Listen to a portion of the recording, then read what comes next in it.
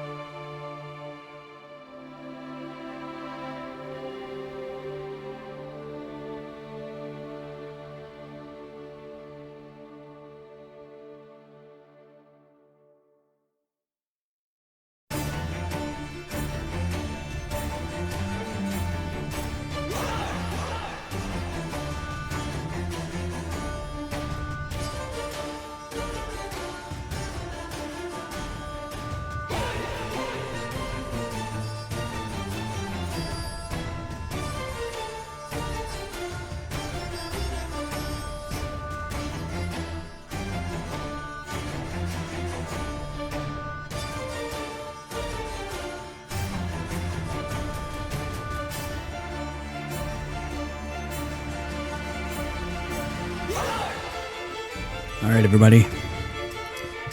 We're going to do a thing. It's called streaming. You guys ready? Are you prepared? Are your clothes on or off, whichever is your preference? We can do this thing together. We'll get through. I promise. I'm not telling. That's fair. Legit. Oh, Iceman. Is it cold where you are? Just saying. Woo! All right, folks. Let's do the thing. Here we go.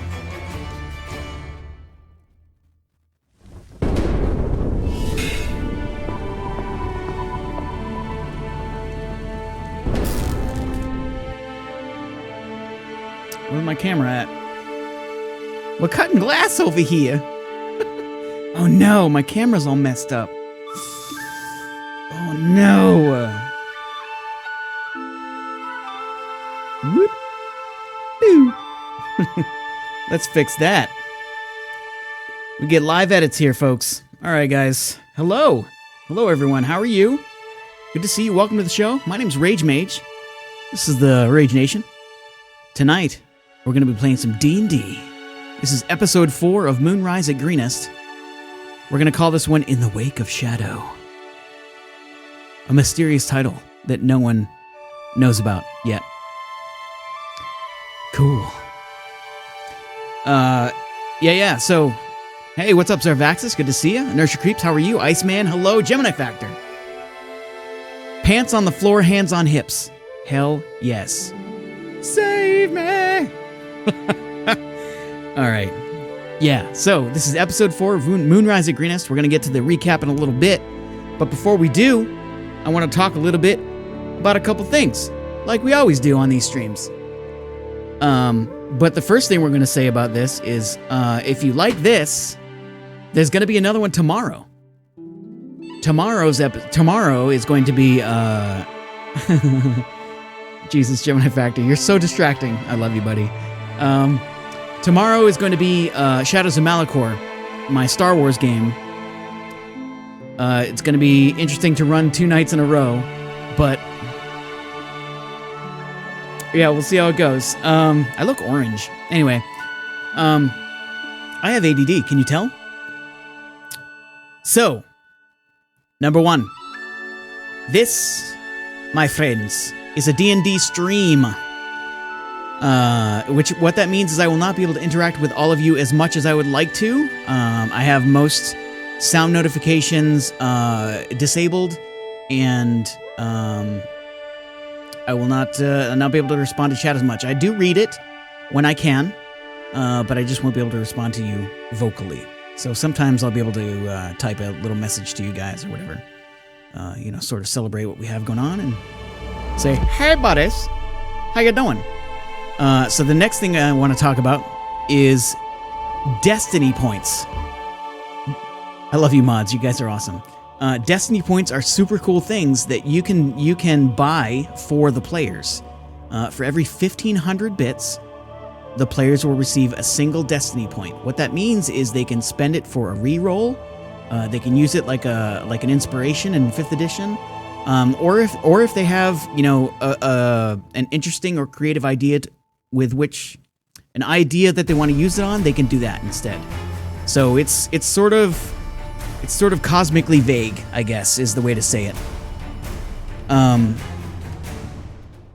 Yeah. So every 1,500 bits that we receive, the players receive 1 Destiny point. So keep an eye on that if you wanna help the players out. If the players are in need, it's a great way to do that.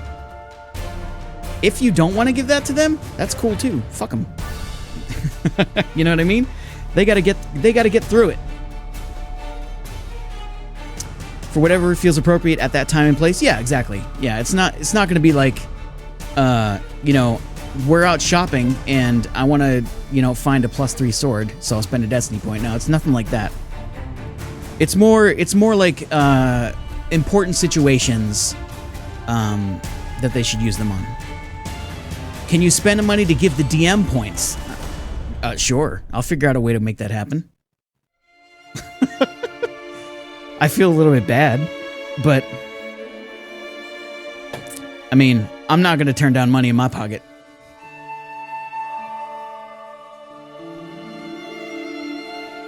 Your D&D session is in a lull right now and you're afraid to ask why? You should always ask why. Communication is good, my friend. You'll never know what to improve on if you don't get feedback. Starcross Mage, good to see you, buddy. You can absolutely spend them on RP moments like Goldluca did, yeah. Yeah. You're a player. Okay, fair enough. But no, even if you're a player, you can still ask why. You can be like, hey, what's up? What's going on? Can I help? Is there anything I can do? Is there anything I can do as a player to make your experience as a GM better? Communication, man. Yeah, communication. That's what it's all about. Why ask why? Try Bud Dry. That's an old commercial. Holy crap. Anyway, yeah, those are the things I think I wanted to go over. Trying to think if there's anything I missed. Creeps, did I miss anything? Gemini Factor, did I miss anything? Another session tomorrow. Went over Destiny points. I explained how D&D stuff works during stream. Questline is cool. That's the Questline is a VTT that we run things on here. I missed many things, but fuck it. You know what? Fair enough. Fair enough, man. All right, let's jump into Golduck. If we have music going in Questline, that'd be great. Let me make sure that my speakers are set up correctly. So, okay, I'm clicking all the wrong stuff. That's amazing. I am the best streamer. Okay, that looks like it's good. Okay, cool. So we're going to switch over to the roleplay area, and then I'm going to undeafen myself and move in. So here we go. Nope, that's not the one I wanted. I'm the best streamer. All right, we're coming in right about meow. It's too many things here. All right, cool. How's everyone doing tonight? Good to see you all. Good. Good. Okay, so, hello everyone. Welcome to session 4. Let's go ahead and do the little intro thing that we do. And we're gonna go in the order that we've sort of set up because I like to go clockwise and I'm afraid of change. So, Big Kahuna, Arathis. Let's first talk about you as a streamer, what you do. Send out your information, let people know who you is, and then after you're done with that, talk about who you play, and a little bit about him too. All right, hey guys, I'm Big Kahuna 0275. I am a variety streamer here on Twitch. I play a lot of first-person shooters, looter shooters type things. Here lately, I've been playing a lot of RPG, story-oriented, and narration-oriented type games. And I will be playing Arathis or Arathis, however you wish to pronounce it. He is going to be a Gloomstalker. He is of the Drow persuasion. He's a little gloomy, but he's kind of learning, kind of coming into himself, and he's trying to learn from his family here. So these three guys are his immediate family. He has embraced them. He is, as his own. So he's very protective of them, and he will do anything he can to, help them out and learn from them as well. That is awesome. Thank you very much. Let's move over to Tucker Krat playing Marcus. Hi there, I'm Tucker Krat. I'm another variety streamer here on Twitch. I'm still on vacation because my life is all over the place at the current moment. I take care of dogs in all sorts of capacity, and my stream reflects that a lot. And I'll post up pictures of dogs on my Instagram, and I'll toss in a link later to that. I play Marcus. He is a half-orc barbarian. I don't know if Bard Wannabe is it. He is incredibly well-meaning and endearing, but very shy. And I think I covered it. Until he gets mad. Then less shy. I mean, okay, so, you finally broke him. Nice job. Oh, now he's mad. Look what you did. Perfect. Okay, let's move on down to Beacon, being played by Player 1 ATX. That's me. That is you. Hello, everyone. My name is Ernest. I go by Player 1. Your new favorite DJ, or maybe sometime soon, now that I've actually got my studio back together after the whole moving thing. So one of these days, I'm going to get on a regular streaming schedule. But until then, if you'd like to see some evidence of my exploits as a DJ, you're welcome to visit djplayer1.com. That's DJPlayerone.com. And I am playing Beacon, a sun elf who is probably one of the nicer warlocks that you'll ever meet. He is very studious and very eager to help. And he really would like you to be okay. Maybe even better than that. We'll see. That's amazing. Okay, that's going to move us on to Misbehave 8, who is playing Myxi. Go for it.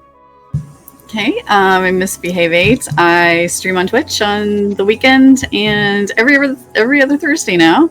I play Myxi. She's a forest gnome, 2.5 feet tall. She's a little mischievous, and her family, her buddies, you see around here, try to keep her out of trouble and not like electric shock people and stuff like that. She uses her size to her advantage. Like, I mean, she basically looks like a kid to human kid. So she, you kind of seen in the playthroughs before, like with Hondor, or she's just kind of, or with the Townmaster, she's kind of put on a little kid act just to get them to talk, because sometimes people drop their guard around kids a little bit. But anyway, moving on. Okay, great. I think we're just going to jump into the recap if you guys are ready for that. Here we go. The Guardians of Greenest fought through the camp of what they learned were Kenku, a race cursed to have no creative spark or inspiration of their own. The village was slaughtered entirely. However, a mysterious and dark force of some kind made itself known to the Guardians and disappeared with the mirror fragment. The party returned the missing sacks of grain to Miller Dharva and brought a Kenku body to Townmaster Nighthill. The Townmaster is, as he should be, concerned about what this means for his people, the people of Greenest. Upon their return to the monastery, Beacon plans to research mirrors, their relevance to the situation. Myxi plans to research the Shadowfell and its importance, and Marcus plans to redistribute wealth as acts of kindness. While Arathis is also going to reinvestigate the scenes that they've already been at. It has been 2 days since the elders went on sabbatical. And it is currently evening time. You have moved to the monastery at this point. I'm fast forwarding a little bit because we ended directly outside the Townmaster's house. I assume that you were headed back to the monastery. If that's not the case, let me know. We can absolutely backtrack that. But yeah, if you're just jumping into the research modes and things like that, we can easily go over that. If you want to do anything before you rest for the evening, let me know. What would you guys like to do? Can't hear you, BK. You're muted. BK, you're muted.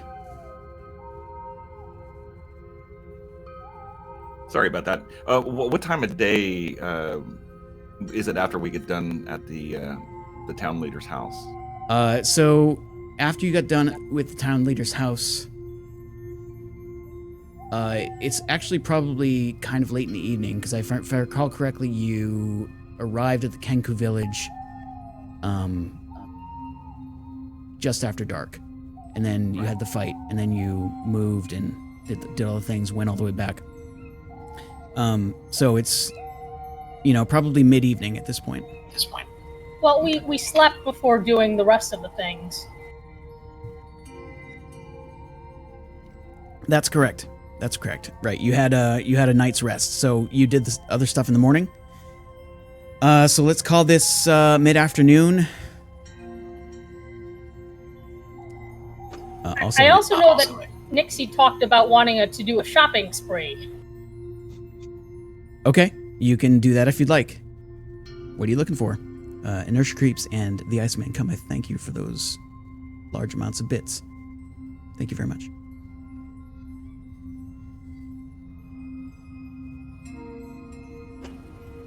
Marcus just wants to see like pretty things, but I know that some other people wanted to go to the bookstore.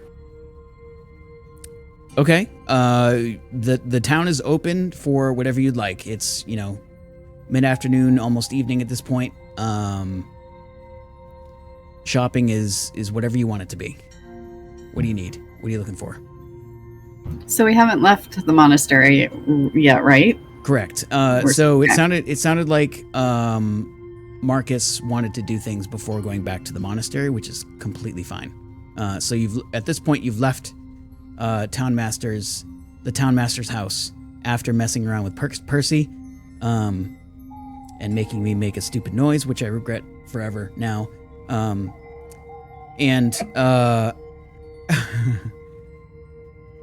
At this point, the town is your oyster. Potato? The town is your potato. That's it. Potato Town. It's yours. Oh, that's right. Myxi still hasn't gotten her potatoes. I don't know. I might be all full up right now. Okay, so what I'm going to do, I'm going to let them know. I'm going to go investigate those sites. I'm going to go back to the Kenku camp and take a deeper dive into that area, see if we can find any kind of evidence of maybe where they came from, how they had a directive, looking for anything that might point us to how they came in contact with this disembodied voice, or whatever direction we can find from that. And actually, if you're going to do that, Marcus will want to join you, because he wants to grab all of the supplies to bring them back to town, which you couldn't do the first time because, we loaded a body and some rain. I suppose we could probably go out there and do as Beacon asked too. I mean, he wanted us to burn the bodies, Beacon, or? I thought we already took care of that. You did took care of that before you left. Oh, we did. Okay. And thank you. Yeah. So yeah, I'm gonna go back to the camp and we'll do I think a deeper investigation. Something a lot more careful. Since we were there at night, it was kind of hard for us to really work the scene. And in the spirit of splitting the party almost every episode, should we let the book people do book things and then we're just going to go wander off into the woods? I'm good with that. And I'm going to let Roto out to roam too. Okay. So does that mean Roto will run back for help when we eventually get kidnapped by cheetahs? Sure. Cheetahs, yes. I do let Beacon and Myxi know if we're not back in 2 hours, come look for us. It'll be longer than 2 hours. It was a couple miles out, so. Oh, okay. Well, however long it takes us to get there and back, then. If we're not back in that amount of time, then come look for us. You need to set a time for me. Okay. You can't be vague like that. So. Yeah. So it'll take you probably, if you're just walking, not running or going quickly, it'll take you probably about a half hour to get out there. Maybe a little bit more than that, depending on whatever, right? So it'll take you half hour there, half hour back. The depth of your investigation depends on you and what you want to do. So if you want to just do a quick glance, it'll take maybe 20 minutes, maybe half hour. If you want to do a deeper dive into what's going on there, check out every little nook and cranny, look for everything. It'll take a little longer. Okay, so we're saying it's just right afternoon when we went to go see him. So it's almost it's starting to get dark at this point a little bit. Okay. Like the Maybe we sun should is look- still up, but it's low in the sky.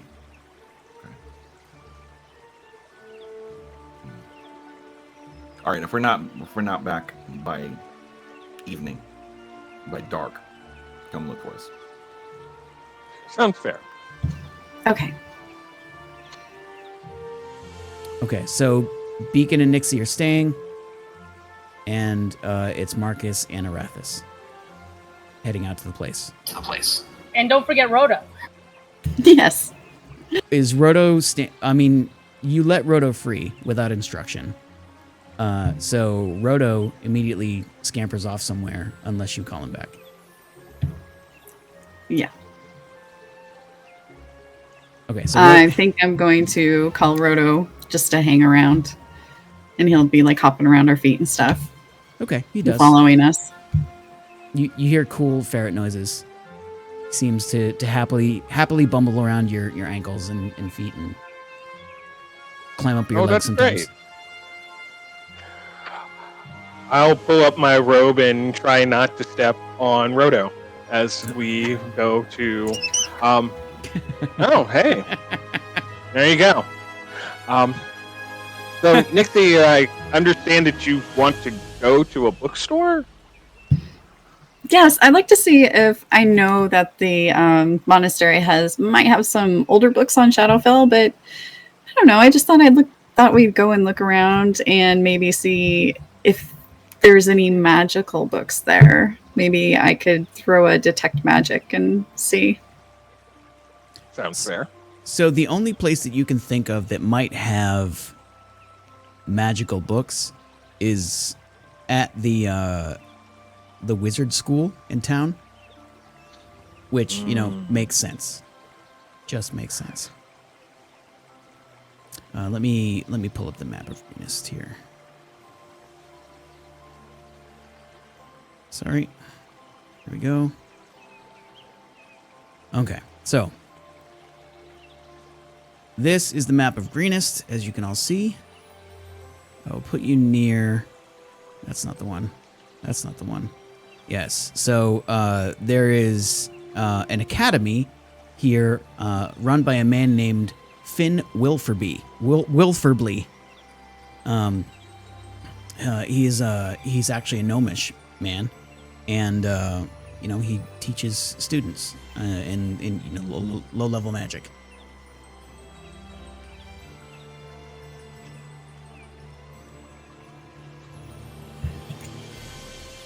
You said Wilferby, right? Wilferbly. I'll type it out. I know, it's hard to say. There it is. In Wilferbly. Okay. Yeah. So Nixie strides into the bookstore and pushes open the door, or the magic school. Yeah, it's area. It's straight up an academy, like a small town, but studious academy. She walks into the academy, and Roto is following right behind her, and she's kind of hoping. She's like, "Hi, Mr. Wilferby," and she kind of hopes he doesn't notice Roto following her in to look for books. Okay. So you do that, and as you walk in, you see Wilferbly in yellow robes, a shining bald pate with tufts of hair on each side of his head that come out almost to points, and a very bulbous nose. And he's sitting at a small desk, obviously the right size for you and for him. And he appears to be scribbling some notes. And he turns immediately and says, "Oh, hello. Welcome to Wilferby Academy. How may I assist you?" And he seems to perk up at the new visitors.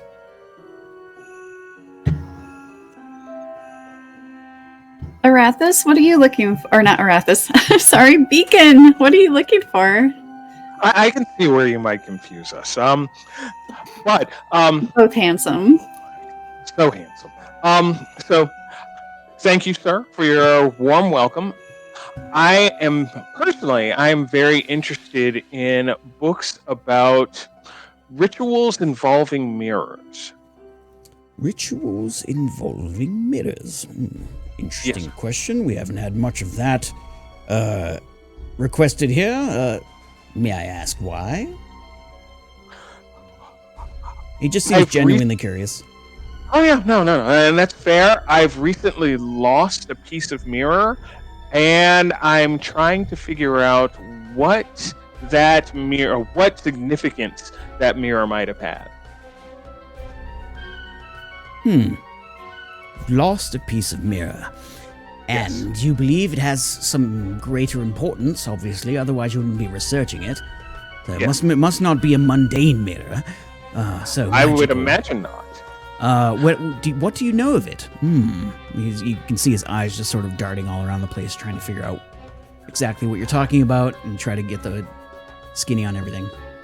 And that's fair. Unfortunately, I don't know very much. All I really know is that it was actually not just lost, but taken, this piece of mirror. And I'm hoping that if I can figure out if I have a greater idea of what rituals might include mirrors, it might give me a better idea of why the piece of mirror might have been taken, which might then give me a better idea of where I might be able to find it. Interesting. So, and he starts muttering to himself, saying things like, I do several books on the subject. He's not being particularly forthcoming on where the mirror comes from, or where it was stolen from, or how he lost it. Interesting.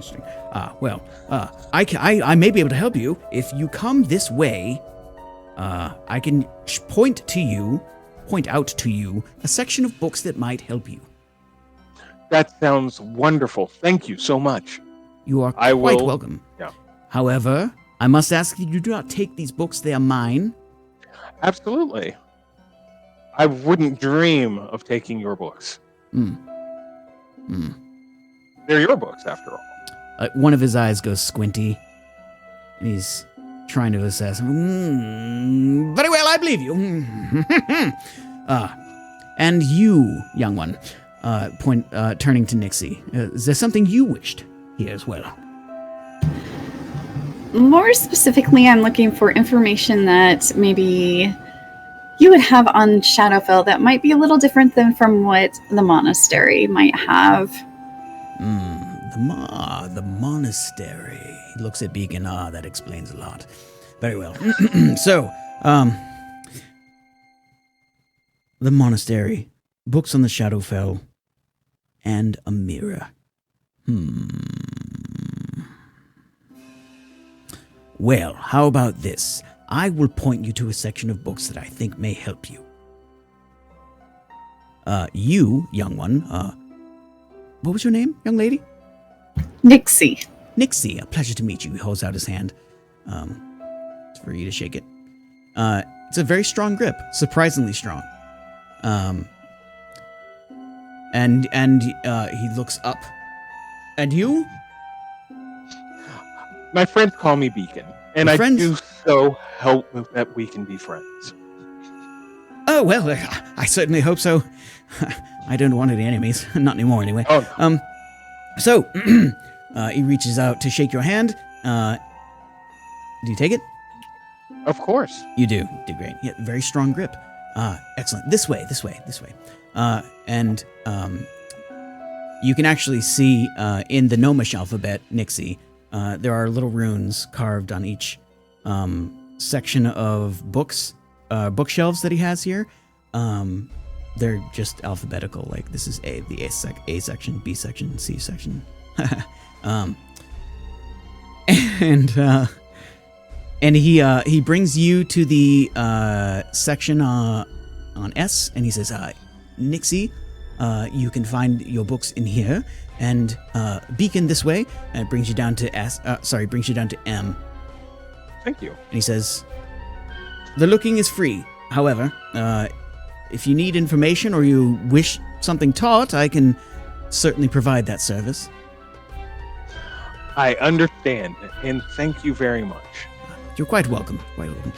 Do let me know if you need anything, and I will Absolutely. go back to my notes. And Nixie, do me a favor. Keep your rodent near you at all times. Yes, sir. We don't need any accidents here. Not because I. She looks down, and Roto's sniffing some of the spines of the books, and looks up at Wilfur and lifts his leg a little bit, and she's like, and then Roto kind of sits. Yeah, Roto sits with shame shoulders. You know what those look like. It's like, oh. Yeah, rodent.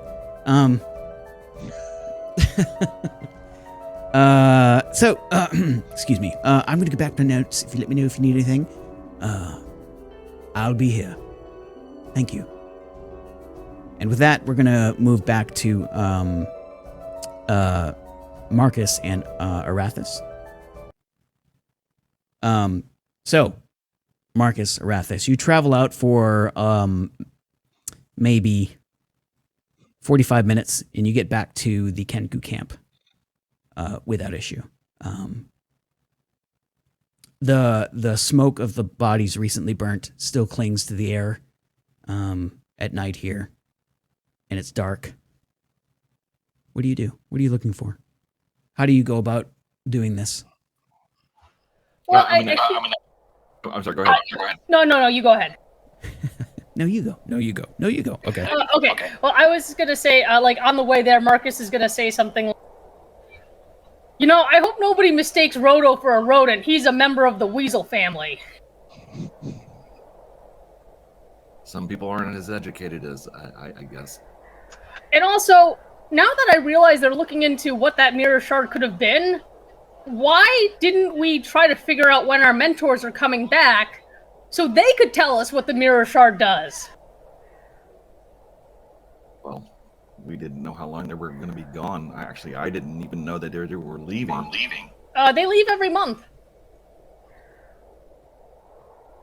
I guess I was more wrapped up in the fact that they announced our graduation than paying attention to anything else.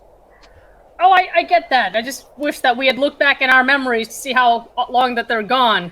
Maybe I've, again, acquired too many concussions. I think mine was a bear trap. You can't get a concussion on your foot. How do you know? Because I get a lot of concussions.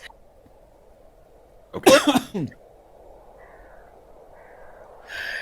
Anyways, how do you want to investigate this place? Okay, I'm going to go over the scene with a fine-tooth comb. I mean, I'm looking for tracks leading away from the camp, not towards the town, but away from here. Maybe like an origin of where they came from. I'm also looking for, maybe things that they may have discarded or dropped in the camp. Mm-hmm. He's seen as like a subtle clue as to, obviously based on what Beacon has told us, these people are prone to mimicry, and they're not creative on their own, if I understand correctly. So, I would say they would have to have a direction as to why they are here. So, I mean, I would say that they would probably have either that on their bodies, which we did not find, or something in the tents, or maybe something that we had missed here. So that's what I'm looking for. Okay. You set about, with Marcus's help, I assume, looking for all of those things. Make an investigation check with advantage. Okay.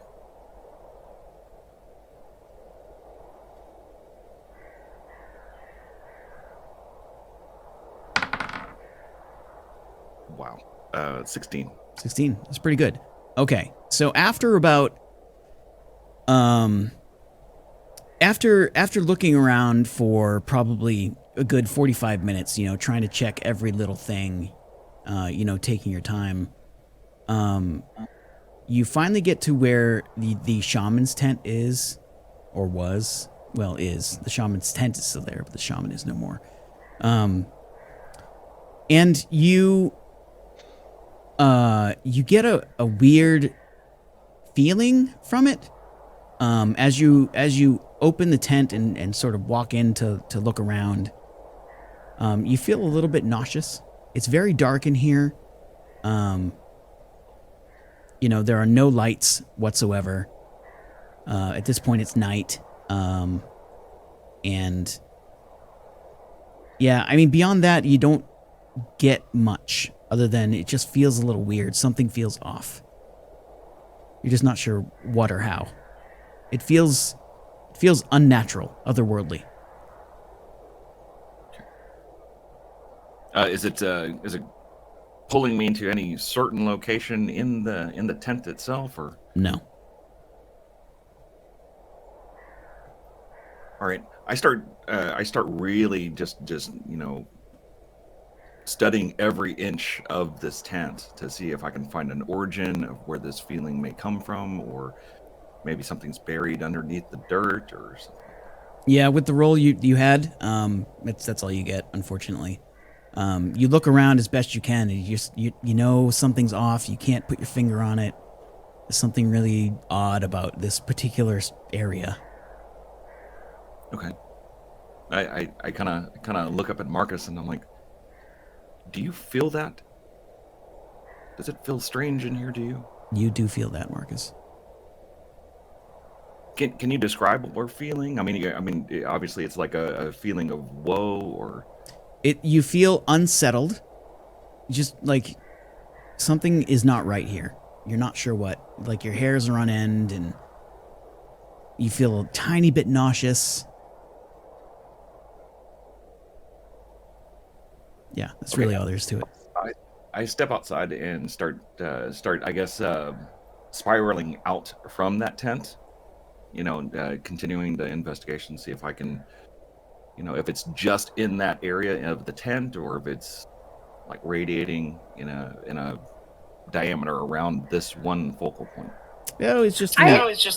Good. Oh, I have an odd question to ask you after you finish off answering. Okay. Yeah, you leave the tent to look around, and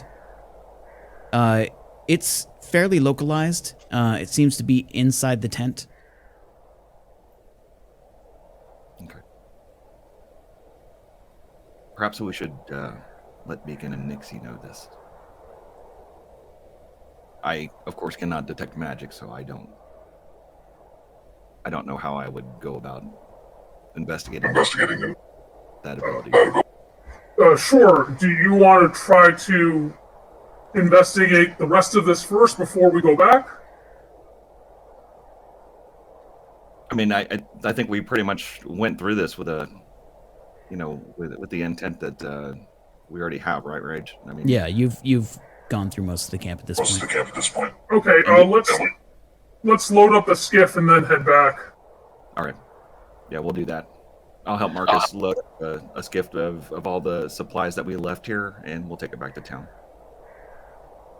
Okay. So before we head back, so Marcus is the type. His type of barbarian subclass is ancestral. So I don't know if being in this weird area, maybe something from his ancestral guardian, which is manifest as this blood red wolf, would kind of be like, okay, this is your spidey wolf sense tingling.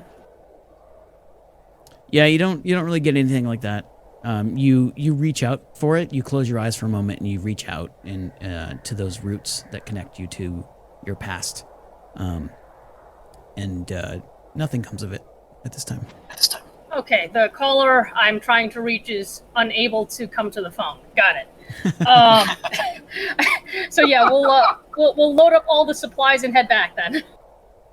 Okay, you do that, no problem. So let's move back to Beacon and Myxi. So you start reading books, and this is going to take a while, probably a few days. Like, it's not easy to just read books and get knowledge. This is going to take some time. So if you'd like to, spend the rest of the night, and then come back in the morning, and then spend the next day, maybe a couple days after that as well, you can do that. When it comes time to receive the results of that research, we can make some rolls. But for now, you're doing the research as best you can, and we'll get to the results of that soon. That sounds good. But at this point, you're expecting. You spent most of the night here. At this point, you're expecting Arathis and Marcus to come back soon. Yes. And they do. That's good. Yeah, everything is safe. Arathis, you know to meet them at Wilferbly Academy, and you do so. And their noses are like just drowned in books at the moment. Myxi is almost like trying to self-absorb with her head on the book. A little bit of drool. But she's still reading. She's still reading. And then Roto's just kind of like just conked out by her legs because he was so bored. Is she literally salivating on the book? Not quite, but it's pretty close. She's pretty much conked out in a book. All right. And Wilferbly is there as well. When you open the door, you could see that his head was on his hands. It looks like he's being active, but you know that he was actually asleep.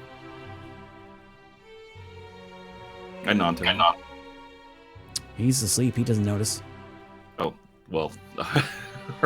I just walked past him, then I mean, were he awake, he would respect that nod.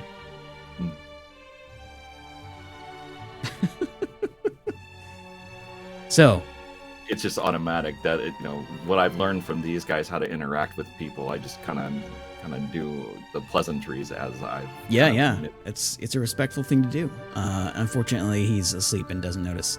But both Marcus and Arathis, you both walk in, and Beacon is awake with books in hand. Nixie is not awake with books in hand. What do you guys do? Marcus is going to walk over to Roto and try to feed him some of the Kenku pocket snacks he found last time.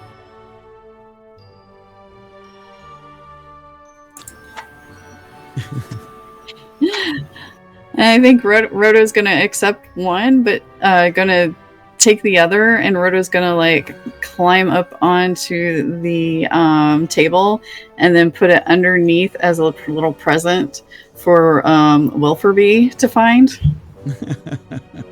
Okay, that sounds awesome.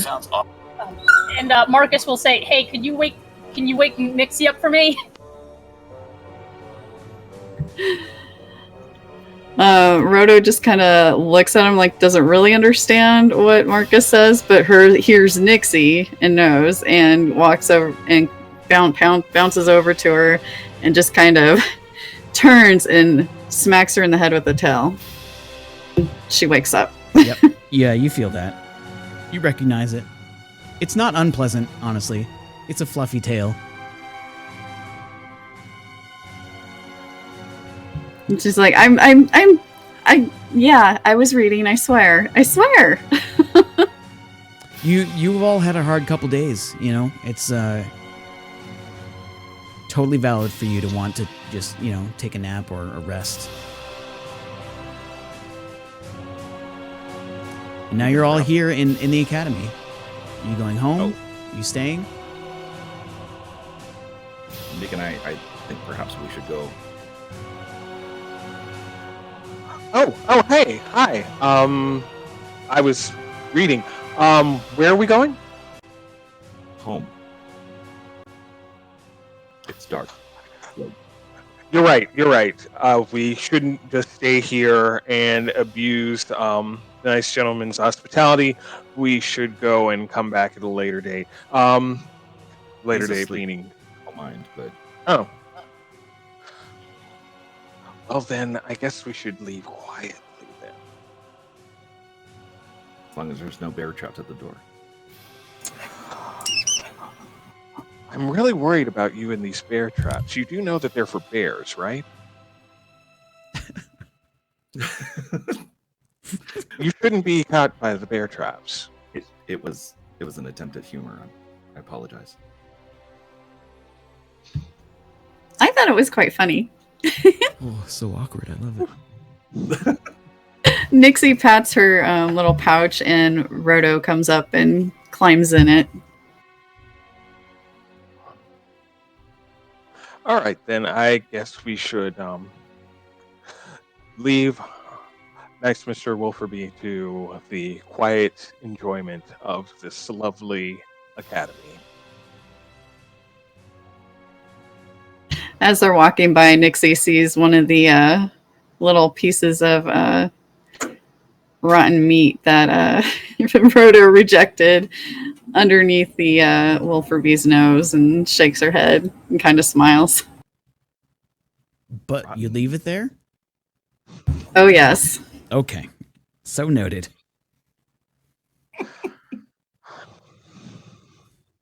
All right, as we're traveling back to the monastery, I do mention to Beacon and Nixie that we went back to the Kenku site, and we entered the shaman's tent and felt what I can only describe as an aura of uneasiness, something that made me feel sick. Perhaps maybe you could go back with magic and see if it could mean something. I do not have that ability.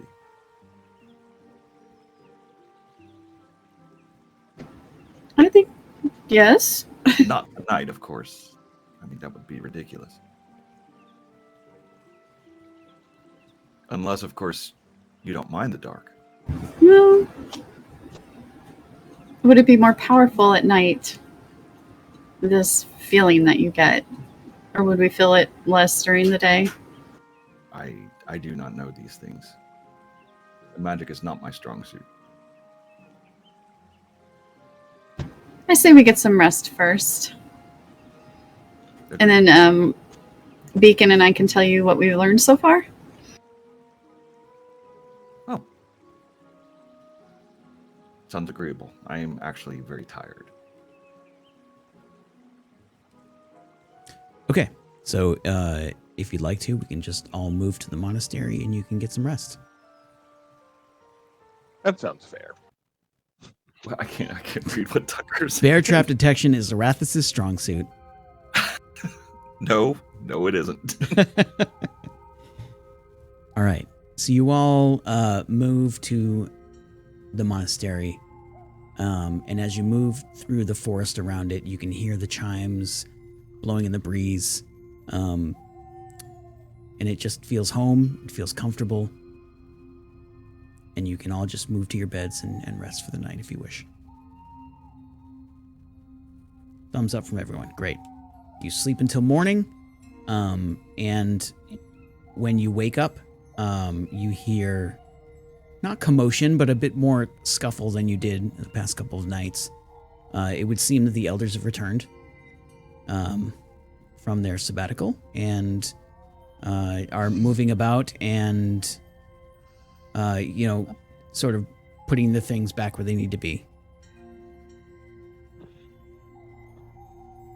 All right, I'm early to rise as is my normal for the weapons trainer, so I will get up, and if I notice this, I will immediately go and greet them. You do. You notice it, and the first one you encounter is, in fact, let's look at my list of people. Let's make you talk to someone you're not comfortable with. Let's see. You see, the first one you see is Corellin in her garden. And it looks like she has already put all of her things away and is busy tending to the place. I kind of walk into her. I mean, I don't, of course, understand social graces, so I'll just kind of walk into her area and just. She looks up and just raises a hand. You know that Corellin doesn't talk much, or at all, really. Your journey went well? She nods. She smiles. Okay. I do ask her if... what is her name? Zarin? The High Priestess? Yes. Yeah, Zarin. I ask if she would be available, if she knew that... If I refer to her as Ishola, so I ask her if she's available to speak. When you say the word Ishola, Corellin just quirks an eyebrow, like she doesn't understand. Teacher. Instructor. Mentor. I explain these things to her. Yeah. She points up and then makes like a moon sign. Oh. Thank you. I'm sorry to disturb you. She just waves like dismissively. Okay. Well, I will be dismissed then, and I will go to the Temple of the Moon. Oh, is it the? I forgot what the location is called. So there are several. The three major locations in the monastery with regard to worship chambers are the Chamber of Clouded Skies, the Chamber of Phases, and the Chamber of the Full Moon. Okay, I'll go to the Chamber of the Full Moon then. Okay, you see the guards in place there as normal. Excuse me, and as you move about the place, you eventually find Zarin in the main chamber. Okay. Does she appear to be busy doing anything, or? It looks like she is replacing some things from a bag that she had brought with I won't her. attack her like I usually do. So I'll stride over to her and if she'll let me speak. Of course. Do you require privacy? Well, there's literally no one here. Just you and her. No. I don't think there's anything to hide from anyone here. I was letting my brothers and sisters sleep. So I'm not sure if the guard has informed you, but we have had events happen within the last couple of days. And a portion of a mirror was taken. A mirror. Tell me everything, if you would. Okay. I relayed the entire story to her, in the events from start to finish when they left, all the way till now. I see. You've taken the shortcut route. I'm just kidding. I'm kidding. It's a total joke.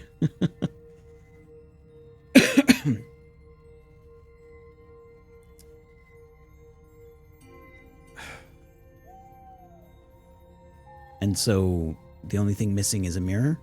Piece of mirror? Yes. Well, there were other artifacts that were taken. I believe we recovered most of them, but the mirror is missing. Of course, Beacon and Myxi and Marcus may be able to expound more on this. Well, this sounds like it might be important. Maybe you should get them. Right away. I go wake them up.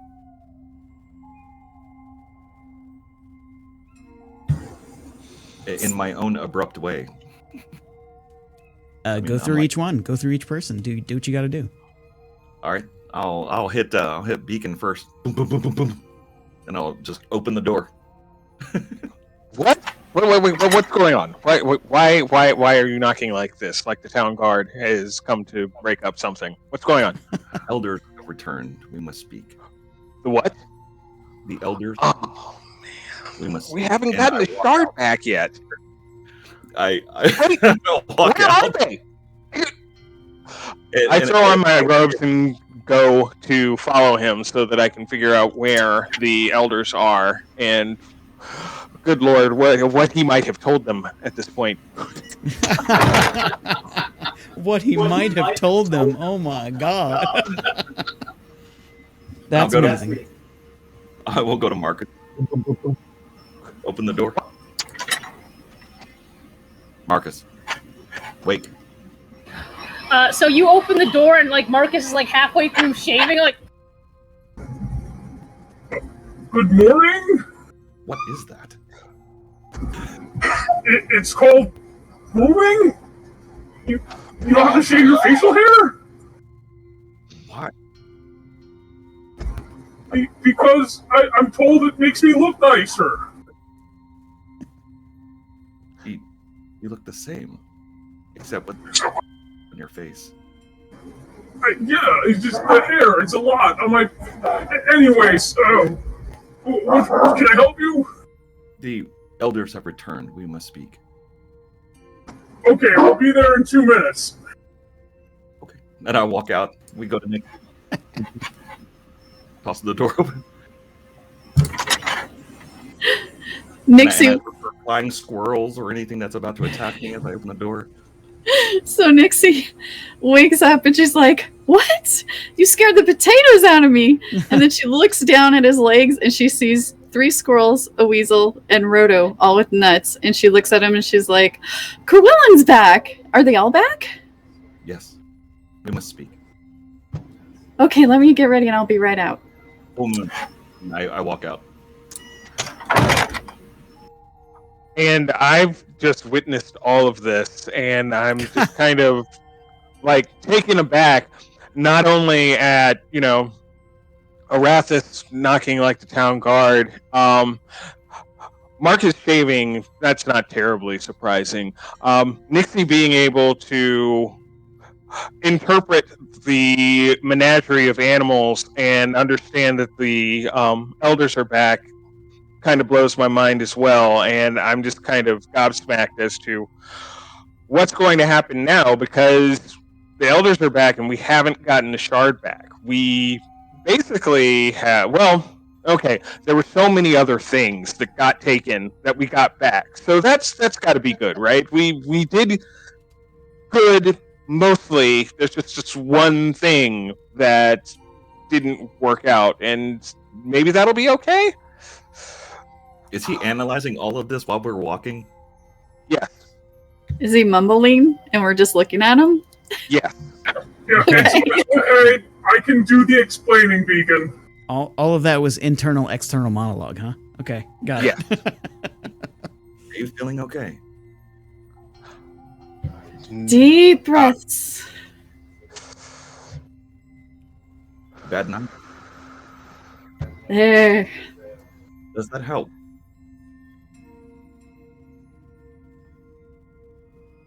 You should probably finish putting on your robes. I don't think...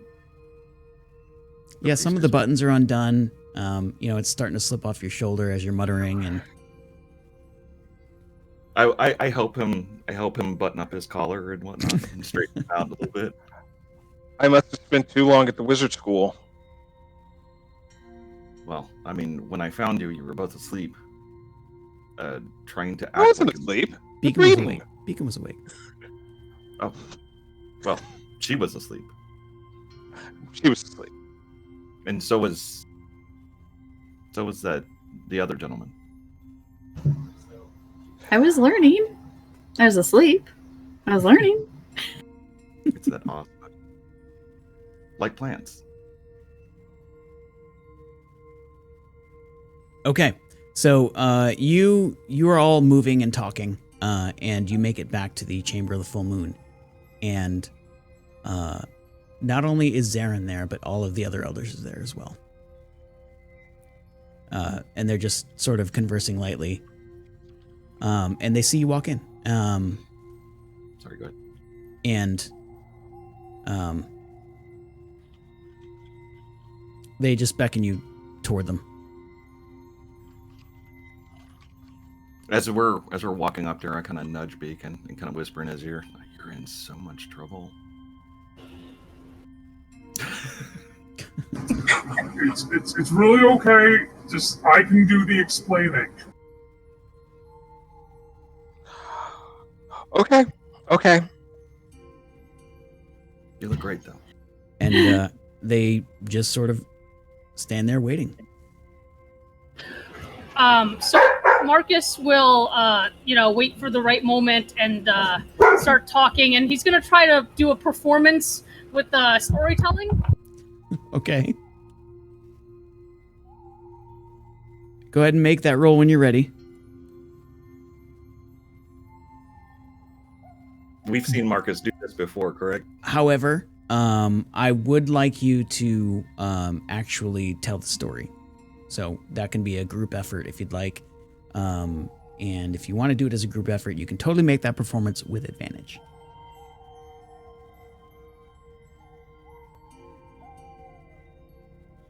I kind of want to see Marcus do this. You got this, Marcus?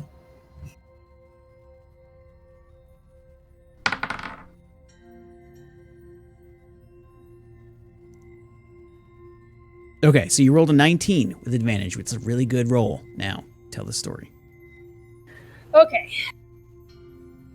All right. So the first night when you left, we were all diligently watching the chambers, and Arathis noticed something was amiss. Beacon found that someone had attacked the front entrance guard with a knockout dart, and we started looking for the person. They had taken many items from here, and we tracked them all the way towards over there, where we climbed out. Unfortunately, after we started following the tracks, there was a dead body. Next to that dead body was the sack of items missing the mirror shard. The identity of the dead body was Hedrick Sauer. We believe whoever killed him hired him to steal from us and then left him there as a distraction and to try to make a plot to make it seem like we at the monastery had killed an intruder in order to disguise this robbery. We ended up talking to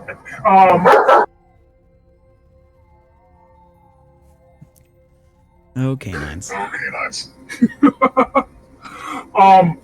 We ended up talking to Honder Sauer, who understood what had happened, and he gave us permission to go look at Hedrig's home, where we found the contract that seems to be implying that he was hired to steal from us. So we ended up and then we went to the Hollowed Oak and discovered that Darkus Miller had been getting robbed every night of grain.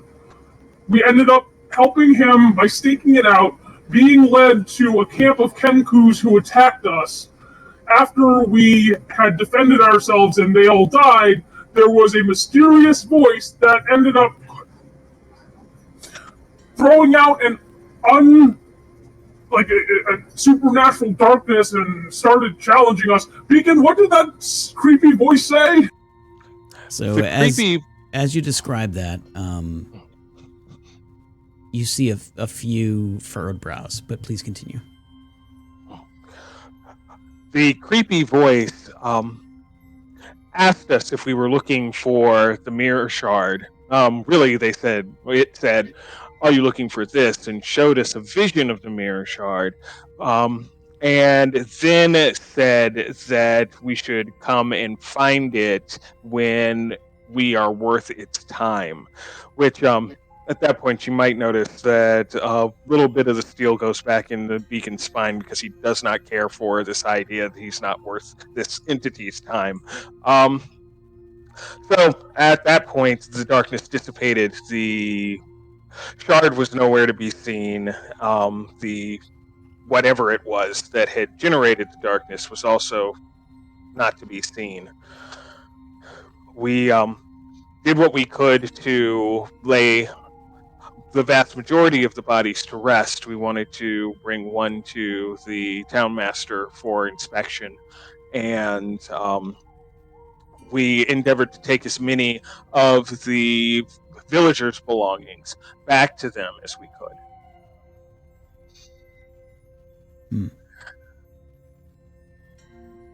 Zarin speaks up.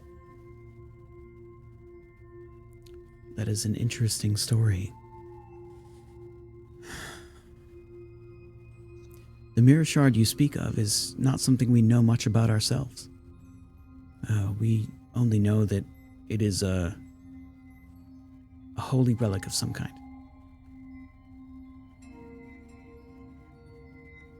There may be literature here in town or about and maybe in other places about it, but it is to my shame that I don't know as much about it as I would like.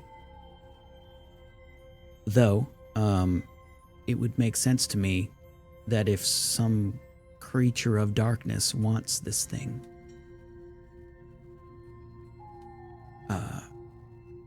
then it would behoove you to find it, to take it from it.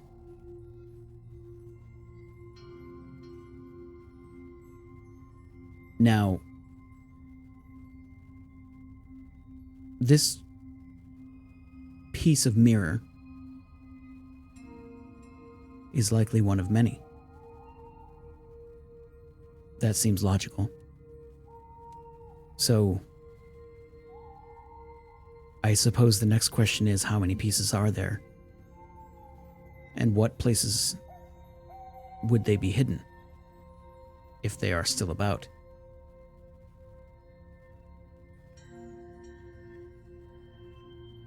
What progress have you made on this end? Well, I've started investigating at the wizard school, looking through a section of books on rituals that involve mirrors. I read all last night. I still haven't come up with anything definitive, but I am definitely working on it. My plan was to return this morning and continue research. That is wise.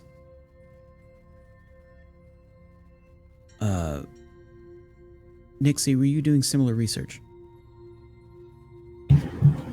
I was researching the Shadowfell, and I was looking for certain possible stories or magic or anything that might have to do with a mirror, or basically just what we're up against. That is wise. It seems you are on the correct course. It is the course that I would have taken myself. My only recommendation for you is to continue doing as you were. You're doing great work. And you are, as far as we can tell, a credit to the Guardians. A credit to the Monastery. So please continue. And and she gestures to all of the elders here, we will also do research, and we'll see what we can come up with in a day's time. We'll reconvene tonight.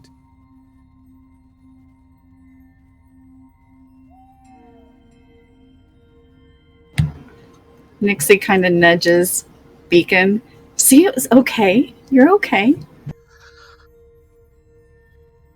Beacon exhales.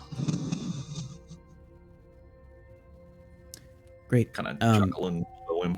Zarin looks around, not only at you, but at the rest of the elders as well, and says, we all have a lot of work to do. Let's get to it. And, the elders nod and scatter, heading to their respective, rooms and teaching areas. I guess we're left in there. If you choose to stay. Okay.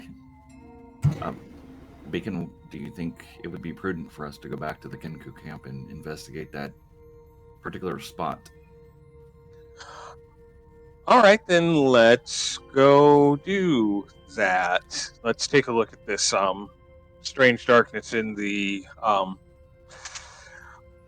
why can't I get my words together. Before you do that, I'm going to suggest that doing so would interrupt your research time.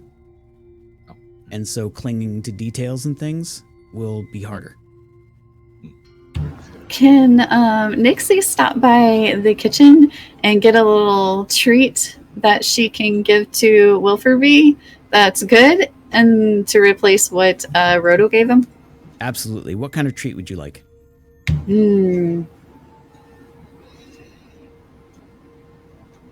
A honey tart? Honey tart. Oh, no, wait. No, she should probably get him a really good potato. No, we'll stick with the tart. I mean, the potatoes here aren't as good as the ones at the Hollowed Oak, but, you could probably cook up something if you wished. We'll stick with the tart. It's sweet. Yeah, you can find some kind of, honey tart here. Easy. Okay, so she sneaks off and gets it and then comes back.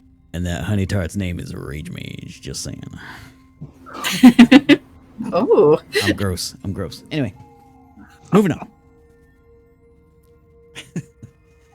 Yeah, okay, so, thank you, voice from above. Anyway, what are you guys planning to do? How are you going to go about doing this?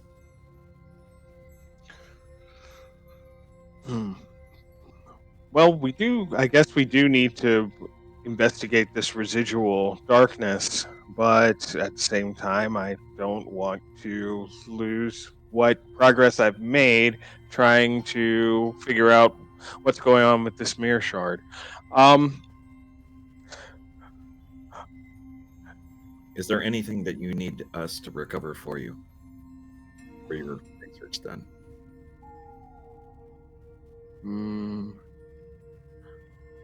I had planned to go back to the other two sites we had those encounters and attempt to locate something there as well. But I am no researcher. I do not have a mind for that.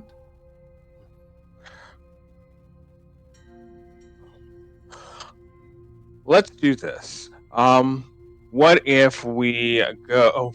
What if the four of us, Nixie, if you don't mind being also a magic user, what if we all go back to the Kenku camp and check out this shaman's tent really quickly, and then perhaps at that point,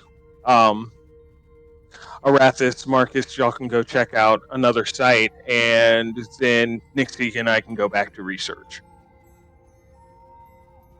Sounds reasonable. Okay. You can absolutely do that. You can head out there, no problem. It takes maybe a half an hour to get there. It being full daylight at this point, you've been back and forth a few times, Arathis, you know which way to go. You're back at the Kenku camp during the day. And you cross the river. You avoid the bear traps this time. And you have the camp in front of you. What do you do? I'm going right to the. Sorry about that. No, I it's pointed okay. right to the tent where I felt the presence or the feeling at the uneasiness. Mm-hmm. Okay. So Arathis points at a tent. And the tent with the flap open, there is some light in there, but it does seem fairly dark inside. Okay, I will go into the tent. Okay, you do. And you're immediately not overcome, but you definitely sense a sort of unsettled feeling. It's a little darker than it should be, you feel like, and you feel a little nauseous. There's something weird here. You're not sure what. If I made an Arcana check, would I have any better idea of what's going on here? You can, in fact, check your Arcana levels. That sounds wonderful. I am going to search my pockets for some Arcana, and I only managed to come up with 9 Arcanas. Maybe I left some of them in my other robe. Okay. Unfortunately, you can't recall anything that in your teachings that is relevant to this feeling. You know, it's all pretty vague. Ugh. Nixie, what are you doing? So Nixie is kind of following Beacon from behind and kind of looks into it, and she's going to cast Detect Magic to see if there's anything magical, like a rock or something, whatever they might have left behind that's casting this darkness on everything. Okay, go ahead and check off your spell slot. You cast Detect Magic. And you're looking around. You don't see any active magical effects from spells or anything like that. You know, you close your eyes, and when you open them again, they sort of glow a brilliant blue. And with your magical sight, you don't really see anything. Bummer. Okay. I don't really see anything magical in here, but it's foul. Really foul. I agree. It's definitely foul. Nixie, make an Arcana check as well, please.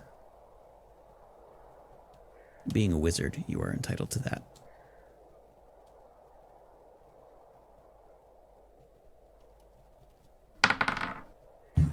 I have 10 Arcana. Unfortunately, you can't really tell what it is. I just don't understand. How neither of us can figure out what the heck this is. Could it maybe be like smoke after a fire? Like it left its foul stench after it left? I don't know how magic works. I was just... Yes. Well, that's okay, because apparently I don't either. So,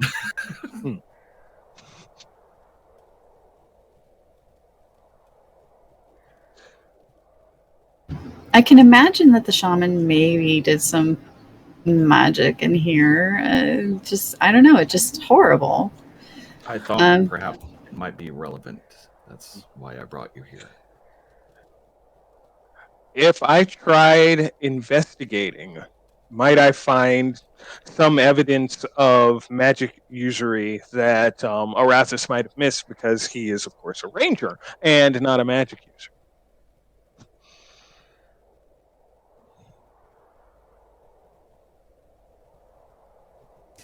I'm sorry. I feel like you're asking me a question, and I might have missed it. Yes. Please repeat it. That's okay. I will. If So I sorry. were to, it's okay. If I were to roll investigation, might I be able to find some evidence of magic use here that that Arathis might have missed because he's not a magic user, he is a ranger.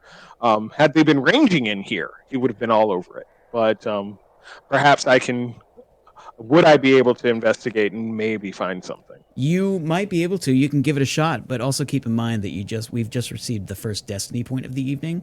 So this might help. It might help.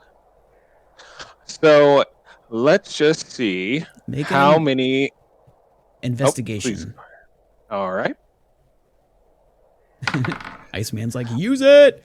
You don't need to. It's a natural 20. But thank you. Oh, thank you so much, viewers. We appreciate the destiny point, and we'll find another time to use it. Okay. That's a natural 20. That's really, really amazing. The best you can possibly get. To influence my answer, give me another Arcana check just in case. I can certainly do that. I'll see how many Arcana I can find this time. Damn. Not quite as many. I can't find as many Arcanas as I can find investigations, but I found a good number of them. Okay. 20, in fact. 20, in fact. Great. Okay, so you're looking around and sort of in your teachings with Ziluriel, you recall him mentioning something called a shadow crossing. And a shadow crossing is a place where the Shadowfell and the material plane, the plane that you're in, converge. And the barrier between the two is thin or non-existent. And you think you're almost certain that this is one of those places, and that is why things feel unsettled, and you feel a little bit nauseous because you're dealing now suddenly with a different reality coming into yours, and that's inherently unnatural to what you're used to.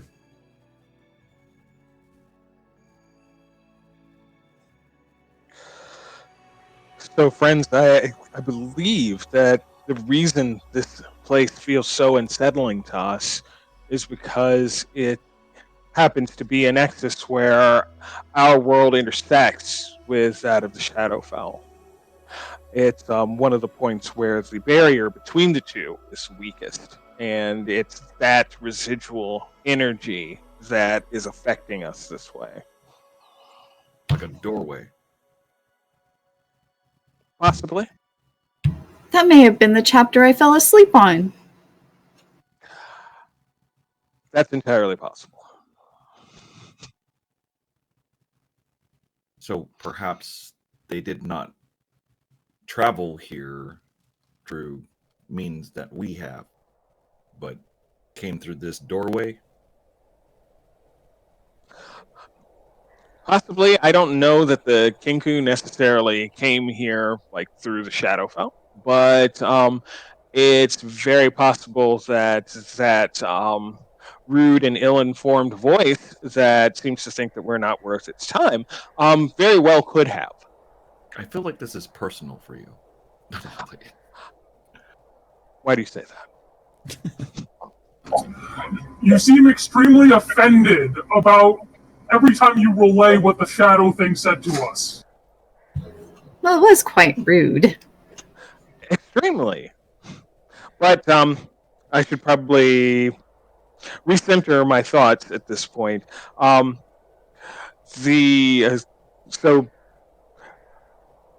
there's definitely something of value, some knowledge to be extrapolated from the fact that this space seems to be a shadow crossing.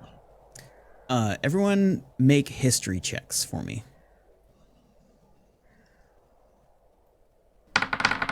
Oh. Wow. 18. Don't know much about it. Yeah. I don't know much about history. Don't know much biology. Let's wait on Marcus. Okay, there we go. All right, so Beacon, you rolled a natural 1. Arathis, you also rolled a natural 1. Nixie and Marcus, you both rolled above the target. So you are thinking about this place and how it might be relevant. And you remember that this site was actually the site of a very large, very nasty battle that happened when the Cult of the Dragon was around. Lots of people died from Greenest. There are many heroes here as well. There was a massive, massive battle.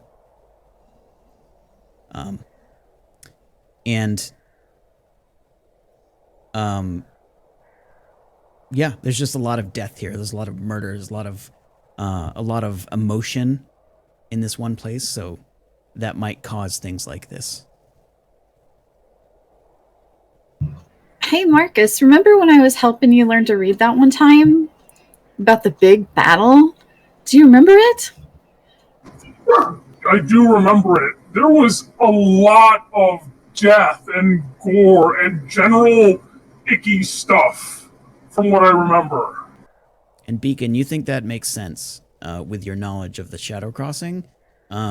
Shadow Crossings tend to crop up where some kind of event happened. It could be a massive battle. It could be a really awful ritual. It could be like a village that had a famine and things just went horrible. Some kind of traumatic event can sometimes spawn a shadow crossing. Yeah, that definitely does seem like something that could create this sort of effect. Could create a shadow crossing in a place. That sort of trauma. So a place of tragedy can cause these things. Yes, it is entirely possible that that could be the reason why.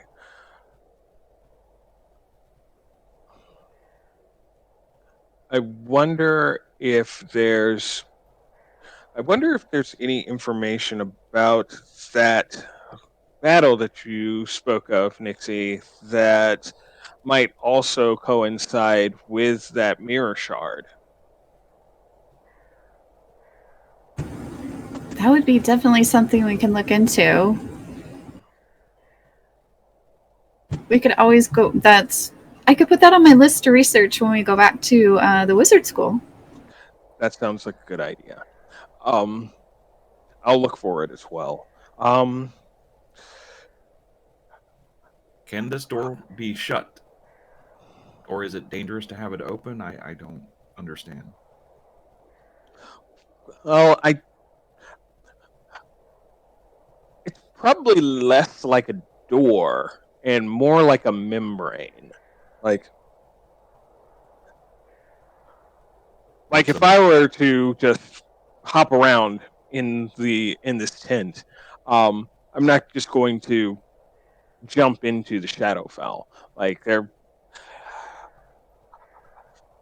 I don't think it just swings wide open.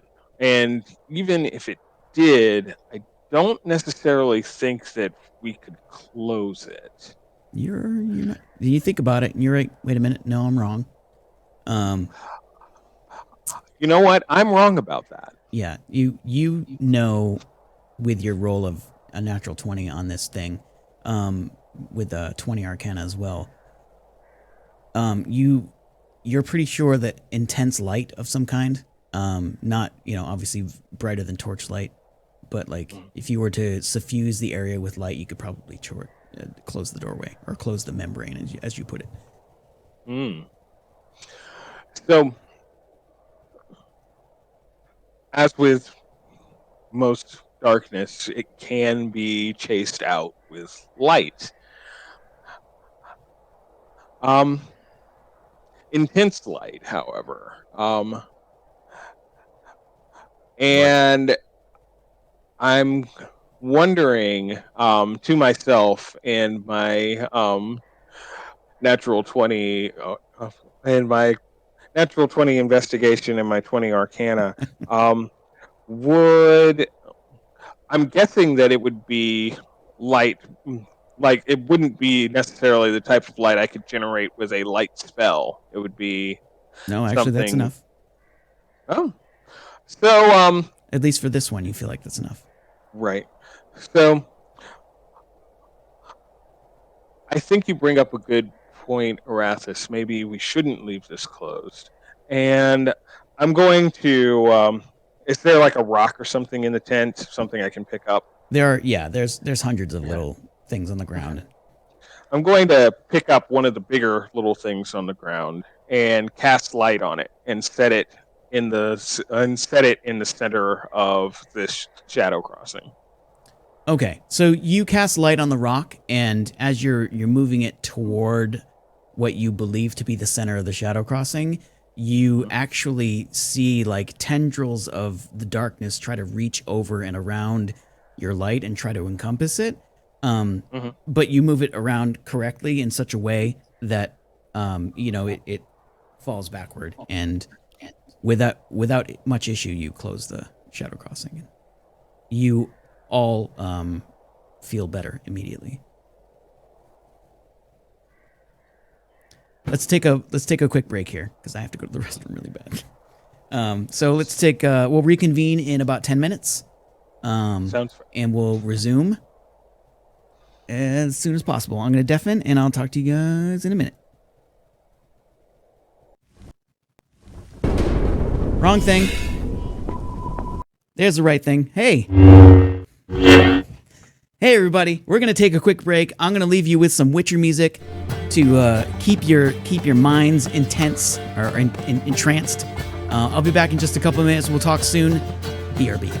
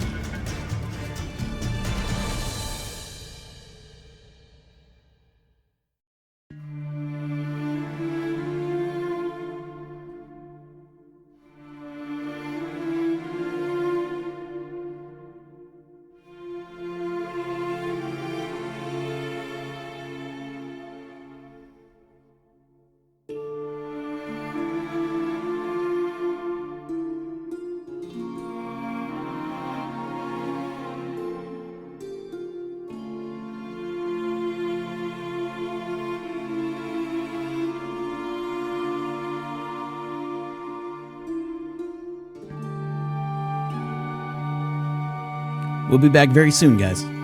Very soon. Thank you for your patience. Thanks for being cool.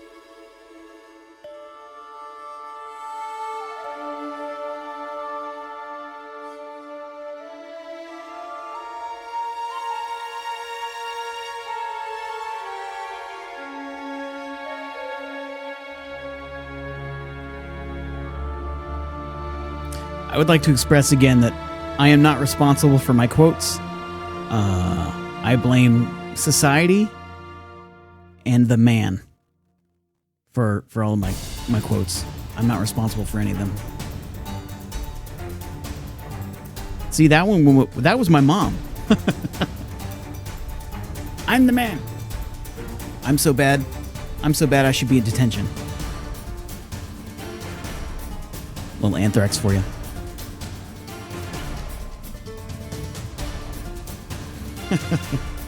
All right, guys, let's get back to it. Hello! I am a person with a face, and I am here to talk to you about the power of roleplay. Yeah, Gold I was not a fan of that conversation. No, it was actually really funny. Yeah, she was talking about her little companion, you know what I mean? Anyway, yes, welcome back. Hello, everyone. How are you? Starcross Mage has left the chat. Goodbye. See ya. Auf Wiedersehen. Yeah, so things are going pretty well here. We are in the weird portion of the D&D campaign where the players have to do a lot of research and legwork to get things done. And I want to express that while I feel like that's not super engaging, it is super important, because without this knowledge, none of the other things would make sense. You know what I mean? So we're sort of like building a backstory and building cosmology here. So hopefully you guys can tolerate that and have fun with it. I think we're going to jump right back into it here. Let's go do the thing. Oh, no, wait. Before we do, I want to say one thing. I love you guys. That's it. Let's get back to it.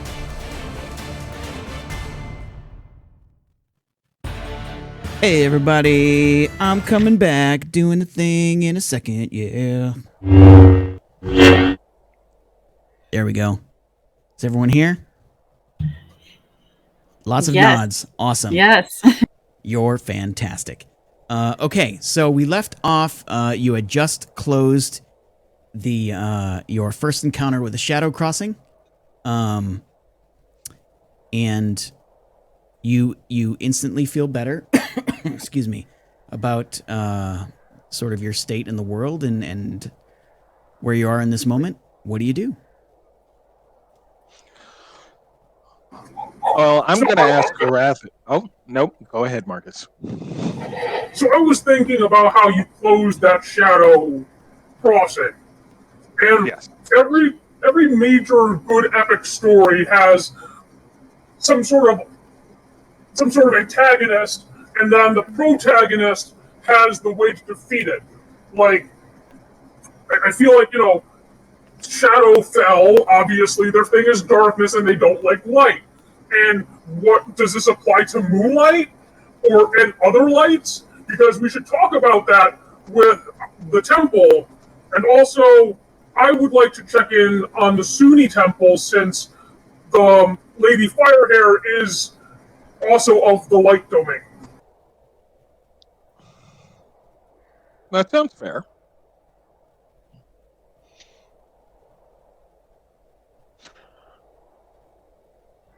So how much more research do you think we need to do? Another half day or day on this? I mean, we kind of figured out a little bit, or Beacon did. We definitely do know more than we did before we came here, and that is progress. Arathis, do you think there's anything else here that would warrant investigation? I did not find anything else here. I have Okay. not the other two sites that we had those encounters also. Fair enough. I do not want to take either one of you away from your studies, of course. I just felt that this aura here was relevant. And you were correct. I think this is definitely relevant to what we are to all of the issues that we're looking into right now. And thank you very much for bringing it to our attention. I think perhaps at this point, I'd like to go back to the Wizard Academy and continue studies there. But if you and Marcus want to investigate any other sites, then perhaps this is the part at which we part ways. I have a question, though. How long does the light last on your little rock? It lasts, let's see. I think it's an hour. Yeah, that sounds about right. How far away are the other two places that they need to go to?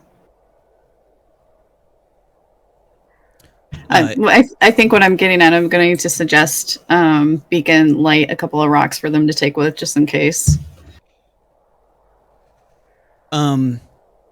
It depends on where those places are. I don't know which other places they're referring to that they want to check out, so they'll have to let me know before I can answer that question for you.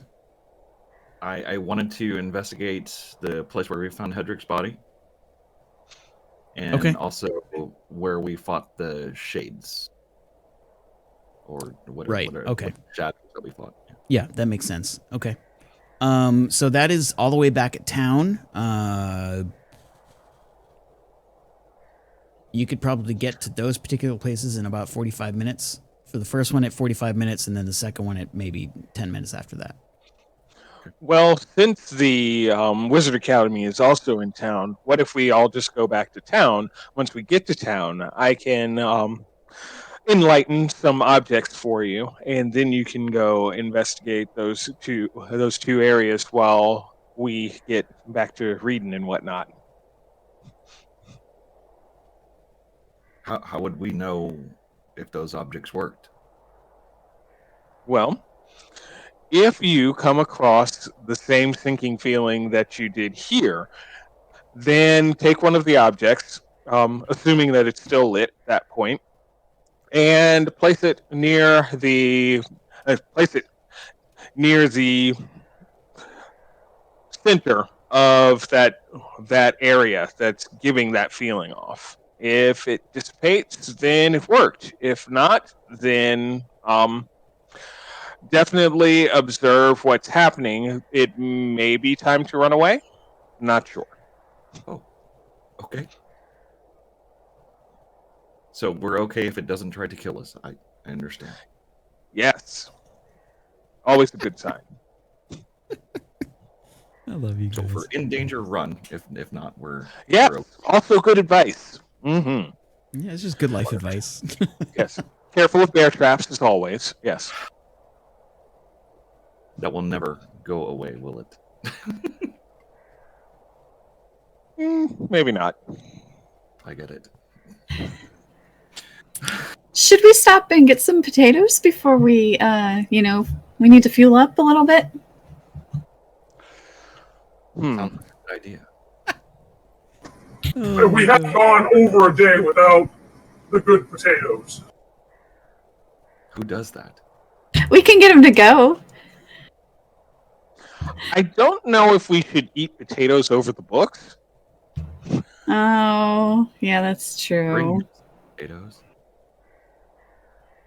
So you don't know Finn very well, but you do get the idea that he would be very cross if his books had potato stains. Also, thank you for letting me say the word potato stains. That was just fun for me, and I'm going to take that to my grave. Oh, God. Well, I still have the honey tart for him when we get there. I don't think it's too smushed. Okay. So I assume you just make your way back to town. It's very, very easy to do. Not a problem at all. Are you heading to the Hollowed Oak, or are you heading to the Academy?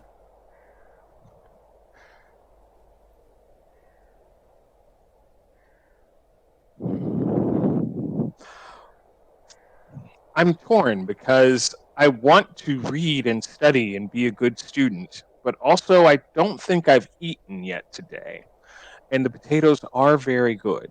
You haven't eaten, and you know that it's probably a bad idea to study on an empty stomach. I think that the life lessons are coming at us hard and fast, and I think it's important that we start or at least before we start any more of our investigative day, we fuel ourselves with nutritious food from the Hollowed Oak. Excellent. Great. Great. You all head to the Hollowed Oak, and as you, before you even cross the river to get into town, you can smell the delicious morning foods being cooked. You actually got to move on pretty early this morning, earlier than you would normally because you're actually fairly nocturnal in most cases. So yeah, you smell all sorts of breakfast foods being cooked out of the Hollowed Oak, and you get into the place, and it's not packed, but it's pretty full. It's a lot of people, getting breakfast food and getting ready to go about their work day, and just genuinely excited to get some of those amazing potatoes. And you walk in, you find a table, sit down, and one of the tavern ladies comes over and asks what you would like. And you get potatoes, any kind of breakfast food that you want. We'll say that the entire meal costs about 5 silver for all of you. So, make that happen however you want to do so. The potatoes that you have this time are very well spiced. You can taste salt and garlic and pepper, and even probably some paprika in there, and a little bit of onion. Very, very tasty. Along with the potatoes, you acquire some bacon if you are up for that kind of thing, and maybe even an egg or two. Oh, did you stick these in a stew too? Do you have any of that? Potatoes in a stew. Well, stew's not ready. Okay. These are delicious, by the way. What are the current potato specials here? The server just looks at you, looks down at your plate, looks at you, waits a minute, looks down at your plate. Well, Rage, tell me what's on the plate. You should tell me a story. I did already. It's potatoes with salt and garlic. Do you want me to spend time on your stream talking about all the many ways you can prepare a potato and how the Hollowed Oak probably rotates their potato recipes? I mean, I'd listen to that. I do now.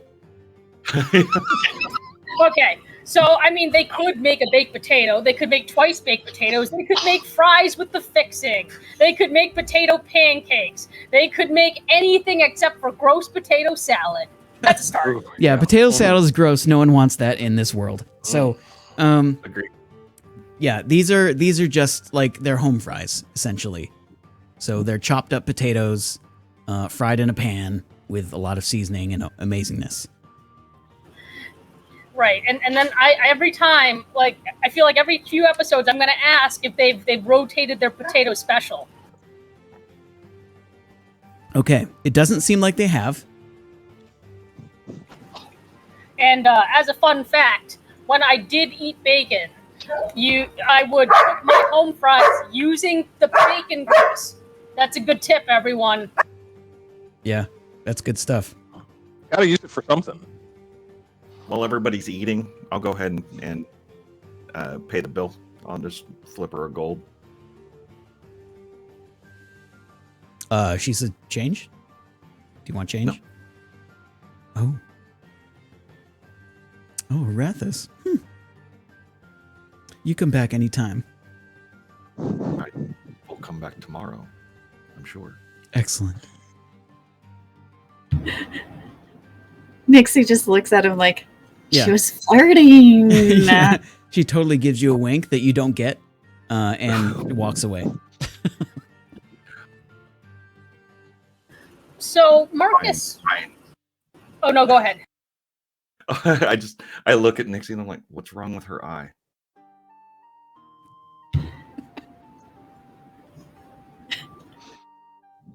I think she was flirting. Oh. Right. We'll have to discuss how I should respond next time, I guess. Oh, I don't know if you want life lessons on love from me. Okay, so if you like her, that's one set of responses. If you don't like her, that's a different set of responses. Like her as... You mean... Like family? Kiss! You... Kiss! No, like you want to take her out on dates and spend time with her, like more than friends? I don't even know her. Well, that's why if you want to get to know her in that capacity, you don't... Hang on. There's a dog barking outside. It's really loud.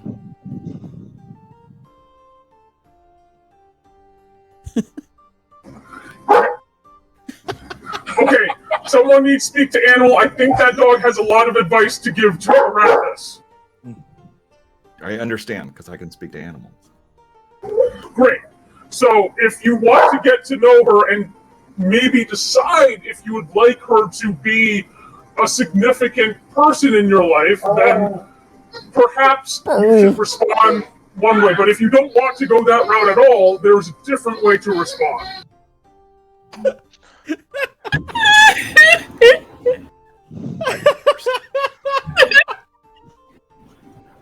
So, Deacon looks up from his potatoes that he's been very intently eating and says, I don't want to cast aspersions on the desirability of our friend Arathis, but y'all know she works for tips, right? For what? Oh, you said tips. Okay. Wow, that was amazing. Nixie, take an inspiration.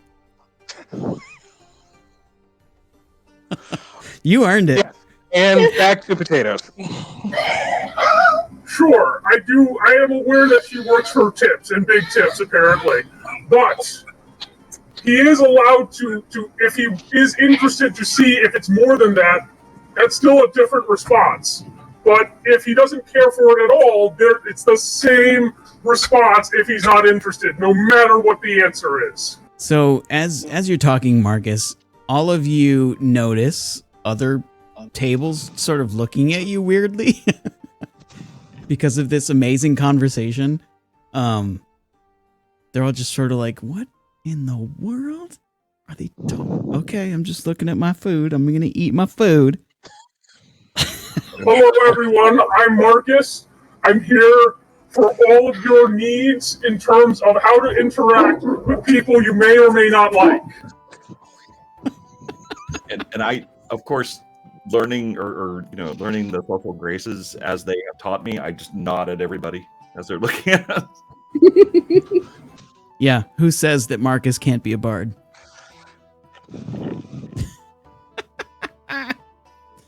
I mean, he did go to bard school once upon a time. Mm-hmm. Why is everyone looking at us like we... Oh, never mind. Potatoes. I think it's the fact that I talk really loudly and I'm tall. Maybe. Yeah, you're all pretty used to it at this point, but it seems like Marcus might have a small issue with regulating the volume of his voice. It's very small. I guess we're used to it though, so Yeah. normal.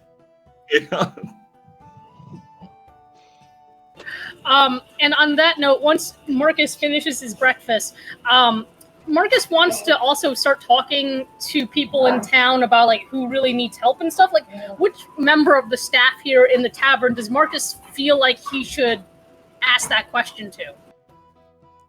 Well, the most obvious choice would be the server that you're speaking to right now, which I can find a name for. Give me just a moment.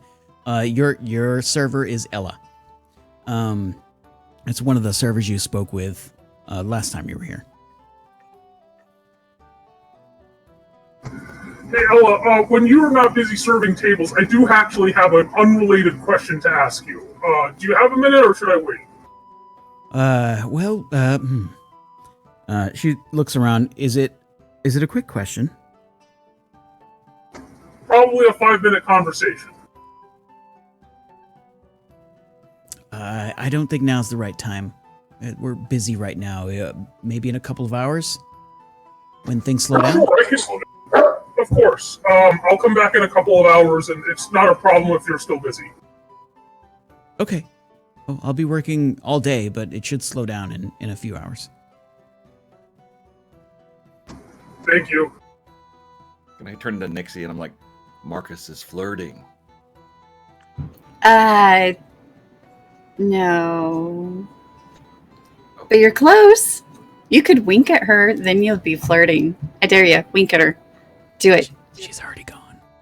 Oh, dang it.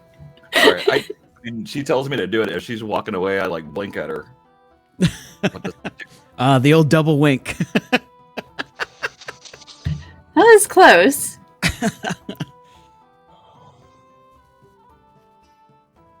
Yeah, so you double wink at her back, and she, obviously can't see it and keeps moving, serving other tables and making sure people's drinks are filled. If you have nothing else here, we can move on to research and other things. Perhaps that's for the best. Okay. So Marcus and Nixie, you return to what? How do I say his name? God damn it! It's like Wilford blah blah blah. Wilfordillis. Vote for Willis. I'm sorry. Wilford Blee. Wilford Blee. That's what it is. Wilford Blee. It's a weird. Nope. Creeps. That's wrong. Yeah. Okay, so it's Wilford Blee. Finn Wilford Blee. You return to the academy where Finn Wilford Blee is going about his business. He welcomes your return. Asks if you have any questions before you continue. He assumes that you're here to continue your research from last night. We are. Ah, you are. Yes, welcome. Is there anything else you need from me? So Nixie reaches into her pack and pulls out a somewhat crushed honey tart and gives it to him. She's like, I think this will be better than what Roto gave you. And Roto peeks his head out and just kind of slowly gets out of the bag and stands by Nixie. Ah, the decomposing meat. That's a good trick. One of my favorites. Back in the day, I used to do similar things. Yes, that's very good. He just puts like half of it in his mouth immediately. This is very tasty. He just points to like the bookshelves and he just chomping and goes back to his notes. Thank you so much. Let me know if you have any questions. We certainly will. During this research time that will carry you into the evening, Marcus and Arathis, are you doing anything in particular? I plan on going back to the site where we found Hedrick's body and Okay. just scouring that area as best we can. Taking our time with, combing through the brush where we found his body and the surrounding areas, radiating out from that location. I get you. Make an investigation check. Did he get the rocks? I assume that Beacon, you enchanted some rocks with the light spell. Yes, that is certainly something that I would have done before we parted ways. Even though we didn't go over it, I'm not gonna. It's true.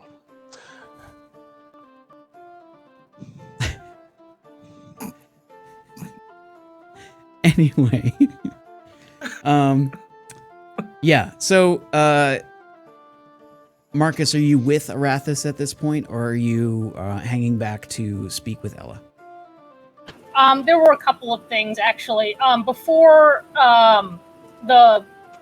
Myxi and Beacon left, he would ask if they had a piece of paper and they could jot down the inventory of the items they recovered from the Kenku camp that he could hold on to.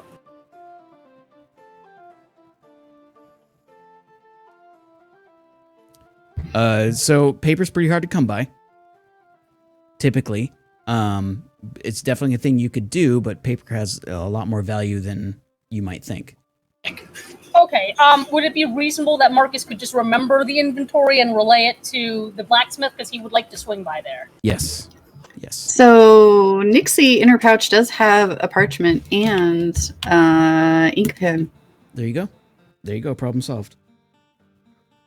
So Nixie writes down everything for Marcus and gives it to him. Thank you.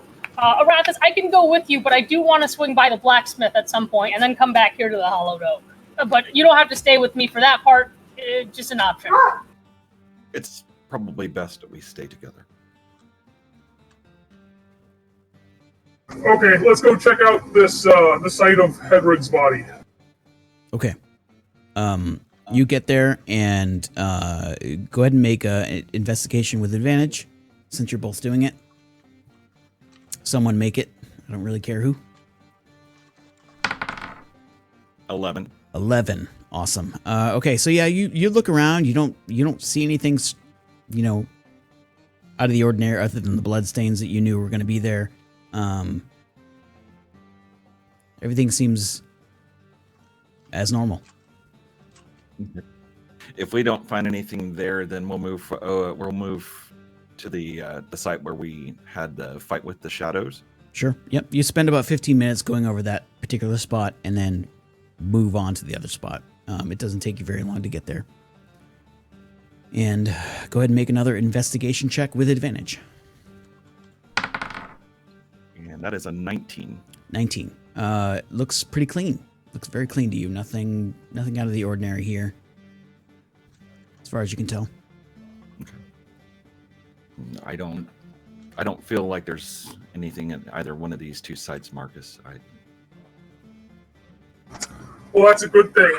And now that I'm thinking about it, the site we were at, there was a lot of bloody battle, death, and the things that Cult of Tiamat had done.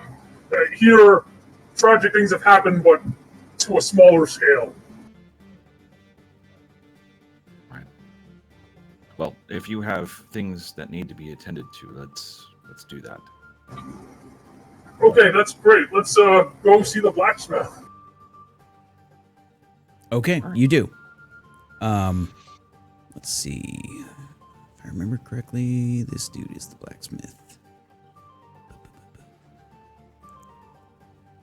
So yeah, this guy's name is Durkus, which is a terrible name, but I didn't make it up. Yeah, Durkus' smithy. Let's see. Yeah, so Durkus is a dwarven male. He typically doesn't wear a shirt while he's working, which is impressive, given the number of sparks and all sorts of craziness that comes from blacksmithing and heat burns and things like that. You wander up to Durkus' shop, and it looks like he's working on making nails for the nails for the community.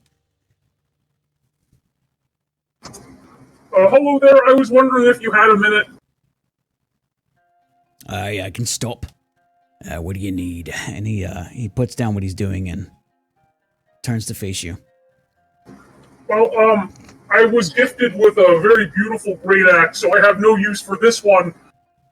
And he pulls out, the regular mundane one he has.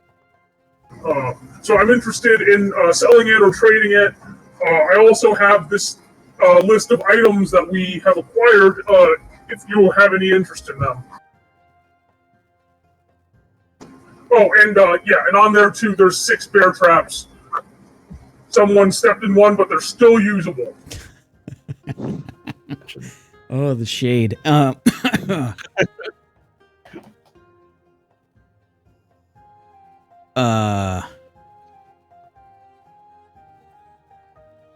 Yeah, so regarding the names, I might have mixed them up. Dirkus is the blacksmith. Dharva is the miller. Or yeah. That works for me. Too many D names. Anyway, so yeah, he without like having this take up a bunch of time, he can take the bear traps off your hands for like 1 gold apiece, and the great axe will be half of market value, so half of whatever's in the book. And I'm fine with, you coming up with numbers later for the rest of the items. Marcus will also inquire, is there anyone in town that is trying to train martially, that is having trouble affording their items? Not that I know of. I don't get a lot. I don't get how much. Okay. My head is mostly on fire at any point in the day. So. Yeah, I understand. I'm sorry. Go ahead. Oh no, you go ahead. I trust your hammer was returned to you. I'm sorry. What? I was missing a hammer. What's going on? We brought it to the magistrate. Well, we gave it to the miller, who I see has returned it to you. I'm glad you're able to use it again. Oh, this is a new hammer. Oh, well, congratulations on your new hammer. Hopefully, Dharva will return your hammer soon. Dharva? Dharva's got my hammer? Did he steal it? No, remember, he had a whole bunch of items stolen from him as well, and then we went and found who stole the grain and all these random items from people in town, and we returned the grain and these items, and Dharva said that he was going to make sure everybody got their things back. I see. Yeah, maybe that information hadn't gotten to me yet. Well, this happened yesterday, so he might have not had time to come see you. Well, I'll make sure he does. Yeah. He looks a little cross, like... Yeah. All right. Kind of like, dude, why didn't you give me back my hammer? Yeah, pretty much. Like, it was my favorite hammer. The fuck, bro? We can retrieve it if you like. No, it's all right. Let's see if old Dharva returns it. I never liked that so much. Oh. Well, thank you for your time. I guess we'll see you later. Thank you for your business. These he like jingles the assortment of bear traps in his hand. These'll melt down nice. Happy to help. Player 1, you're grounded. For reference, viewers that aren't watching, a chat. Player 1 has said in chat, I'm sure he'll give the hammer back. Please don't hurt him. For those of you that aren't as old as we are, that is an MC Hammer reference. and it's awful, and I love him for it. Thank Same. you, Player One. Same. DJPlayer1.com. And website plug. Bam, bam, bam. Is that the new sound effect? The hammer song?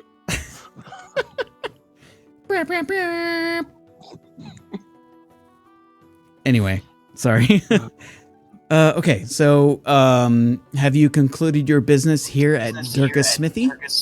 Yes. And I assume this only took like half an hour. Yeah, it wasn't long at all. Maybe 20 minutes.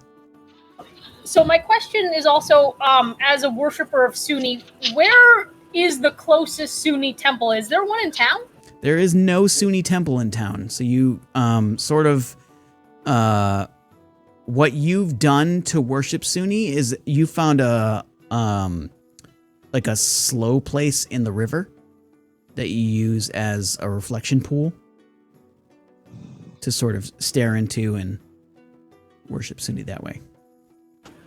Got it. Is there anyone like a florist in town? Sure, yeah, absolutely. It's a small town, but there are people that collect flowers. He is an herbalist. Herbalist. Great. I mean, like, if there's like a child selling flowers or something, he'll purchase it from them. But if not, he'll swing by the herbalist. Yeah, you don't really see any. It's not like a big enough place to have random kids selling flowers. Thea Gemflower is the name of the herbalist here in Greenest. Thea is a halfling, and she has a shop that you walk into. It smells of all sorts of different beautiful flowers and very pleasant aromas, and she is a blonde halfling, stout, but not unpleasantly so, wearing a very wide floral patterned dress. Hello there. I was hoping to inquire about your flowers today. Well, thank you for coming by my shop. How can I help you, darling? Well, I'm looking to make a very modest bouquet. And also, my friend here has trouble understanding the languages of the flower, so if you wouldn't mind also instructing him in that while we're there, I would deeply appreciate that. Well, the language of flowers is a very difficult, complex thing. It can't be taught in 5-10 minutes, if you know what I mean. However, if you'd like to learn the subtleties and all the variations of language that you can have with flowers, that's an instruction that will take some time. Oh, I understand. I was just thinking a very brief introductory course while we're here and conversing. Are we speaking of medicinal herbs? I'm familiar. Oh no, darling. Oh, I see what you mean. What's your name? She's pointing to you, the half orc. Hello, my name is Marcus, and this is my brother Arathis. We're from the Moonrise Monastery. Oh, the monastery kids. All right. Yeah, my name's Thea. Hello. You're Arathis. All right, Arathis, why don't you sit down for a minute, okay? And she pulls up a stool. All right, for you to sit down in. Hesitantly sit. Great. Okay. So, and then she turns to Marcus. Now, Marcus, what seems to be the problem with Arathis here? Now, I think I kind of understand what you're saying, based on his medicinal herb question, but I would like to know exactly what you mean. I think Arathis needs more experience and information regarding how people think and feel about each other. And I think flowers are a good way to help people get the basics. I see. Well, I don't think I can help him with that particular aspect. That's not my forte. But, maybe some of the tavern ladies might be able to help him out, if you know what I mean. See, that's the start of the problem. You see, he gave a very nice tip to one of them, and she was being flirty, but he didn't understand what that even means. So you could say he just, like, it was just the tip and nothing else?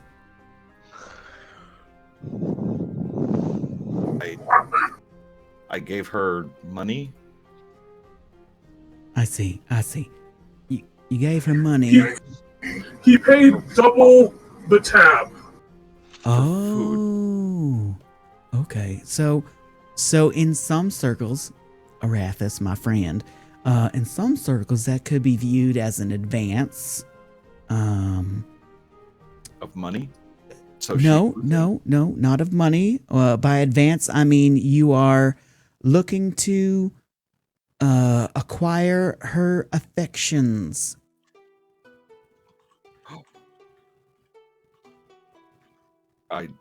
That was not my intent. I just wanted potatoes.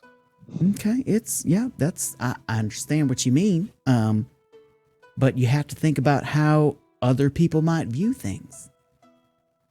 The world is larger than just you, my friend. Myxi says she was flirting, and she blinked at me. She was probably responding to what she thought was an advance from you. So this is buying a week?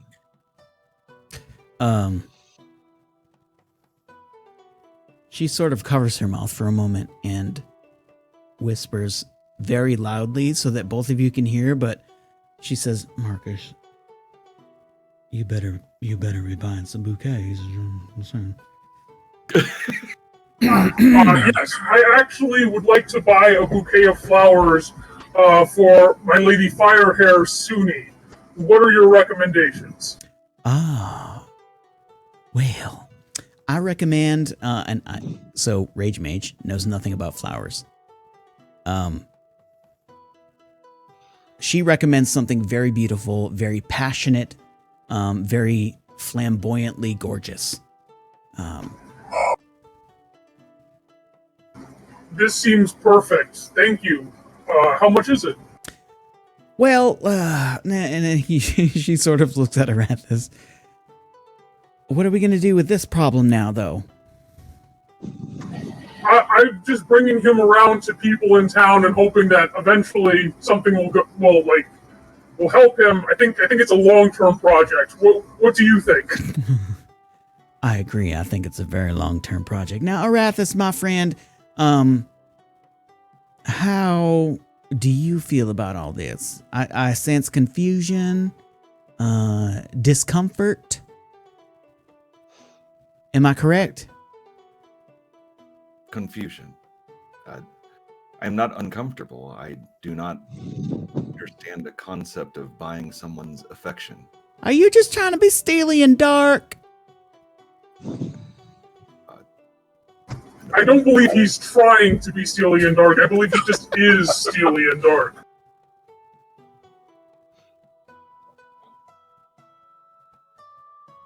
People buy other people's affection. This is a common practice. Well,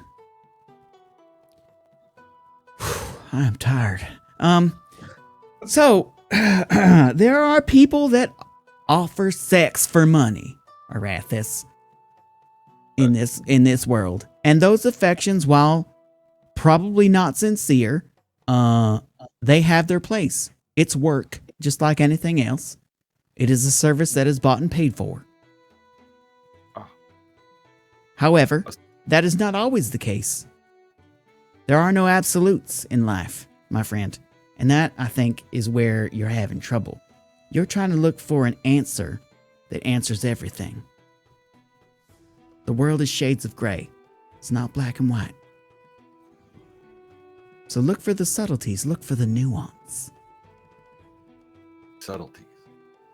I think I understand. I'm gonna roll. Give me a second.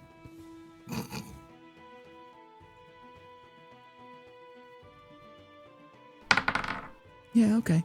I think you do understand. I hope you understand.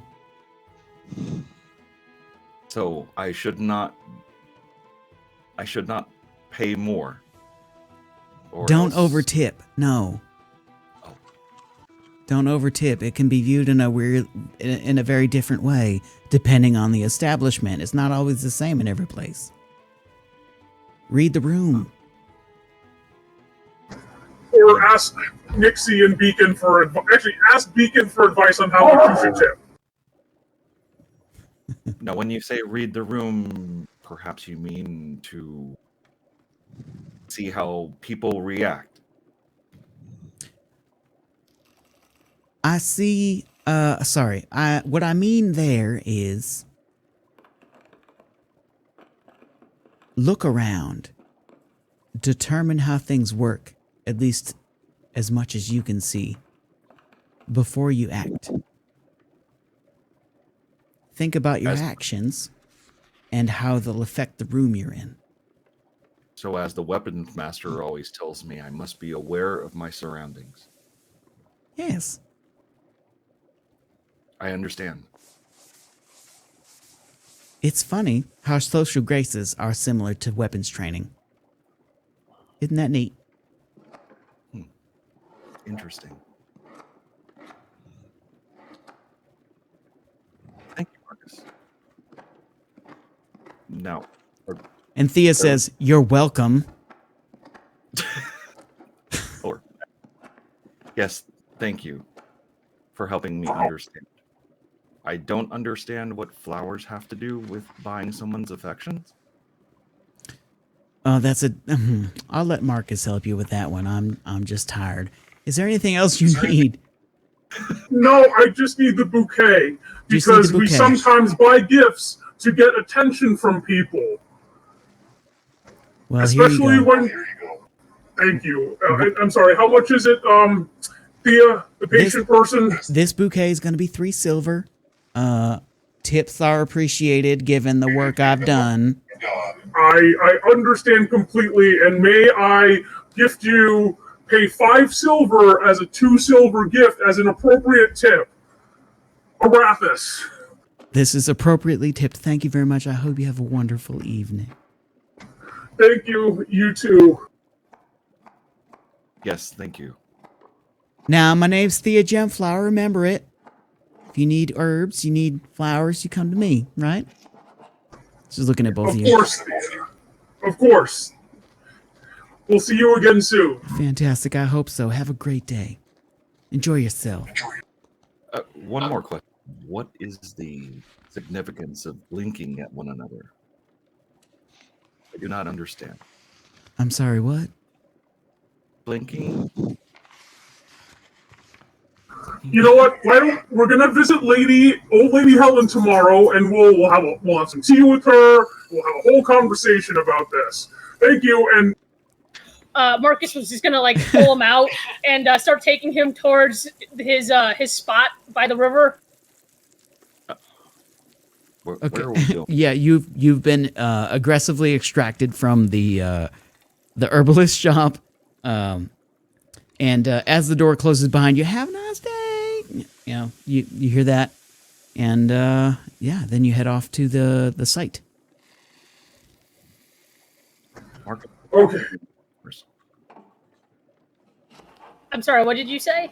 I said, Marcus, what are you doing with flowers? Well, I worship Suni, a goddess of light, life, beauty. So she would appreciate these flowers. And when you care about someone, you sometimes might want to give them a gift. Sometimes the gifts can be different depending. Our mentors gave us gifts as we came of age, then that's one type of gift. I am a follower of Suni, so I am gifting her with something that she would like. That's 2 different types of gifts for 2 different purposes. So Arathis, you know of Suni as the goddess of beauty, and radiance, and perfection and beauty, that kind of thing. Okay. I understand. So this is an offering to your goddess. Exactly. So here we are at the spot. I'm going, if you don't mind giving me like a minute of silence, I'm going to offer this to her, and then we can probably head off. Of course. So Marcus will... Oh, no, go ahead. I was going to say, oh, you want me to go away? No, you can be there. Just, don't ask dumb questions while I'm talking to my goddess, man. Jeez. What are you doing? Hey, girl. What's up? No, I let her. I let Marcus do his thing.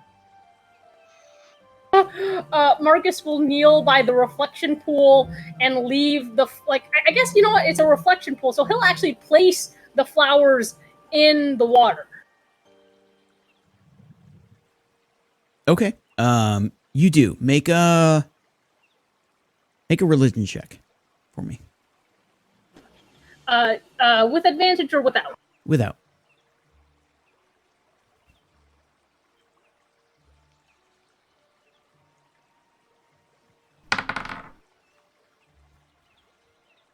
I rolled an 11. You rolled 11. Excellent. So you roll 11 and you place the flowers in the semi-still part of the river, and they don't move.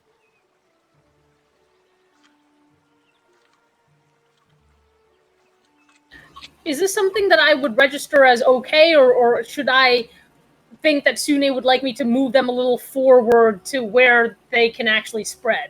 You feel like this is Sune recognizing your prayer moment. Excellent. Thank you, my lady.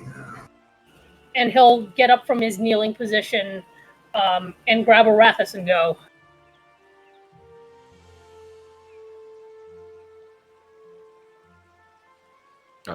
Okay, I go.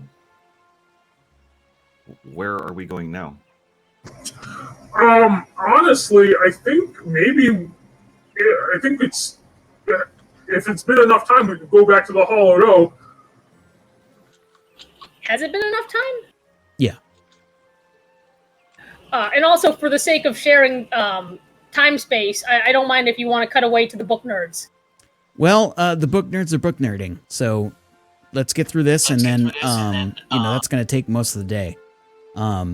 So to let everyone know what's going on there, both the book nerds are in the academy researching things, but that research will also be combined with research from the elders. So when you reconvene with the elders, we'll resolve that particular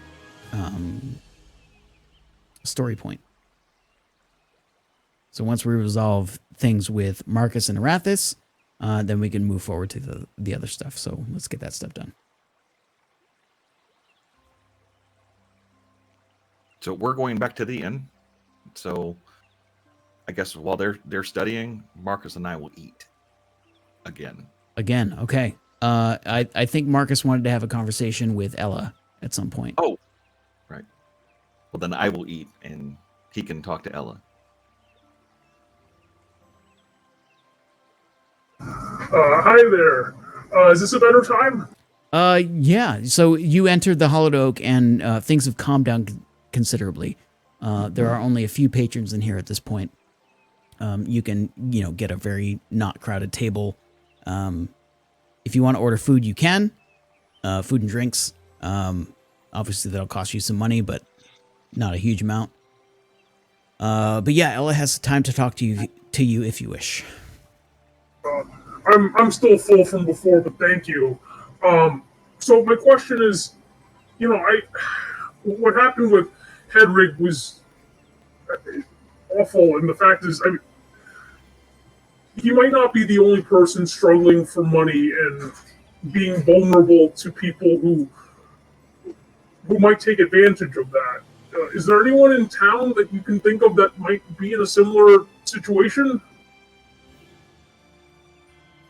Well, no one specifically. I don't know. I don't get out much. I don't see a lot of people other than here and home, and I spend most of my time working.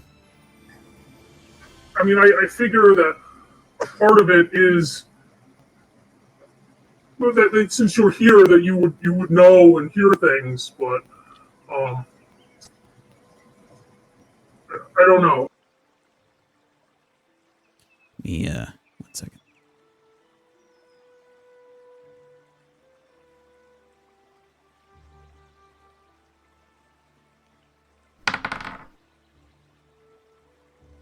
Yeah, I if you're looking for someone specific, I can't really think of anyone. I'm sorry. No, and if you're thinking, if you know a group in general, like please let me know. Groups in general. So you're looking for groups of people that are not well off? People who could use some help.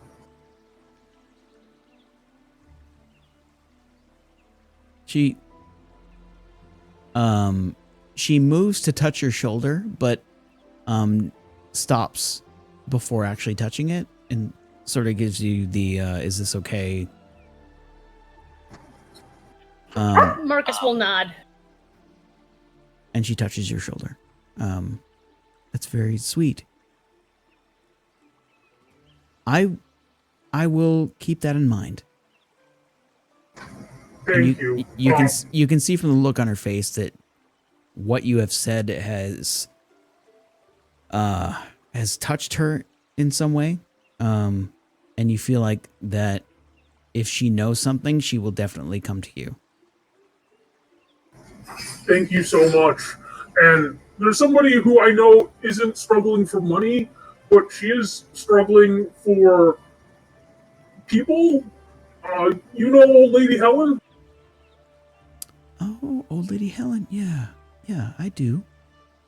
Is she okay? And no, she's okay. I was told by Myxi and Beacon that she seemed really lonely before. And I know she hosts tea parties at her house, but it hasn't happened in a long time. So I was thinking, like, maybe I could ask her to host a tea party for you and the other people here at the Hollowed Oak. I'll just agree. Pack of wild dogs runs through the streets.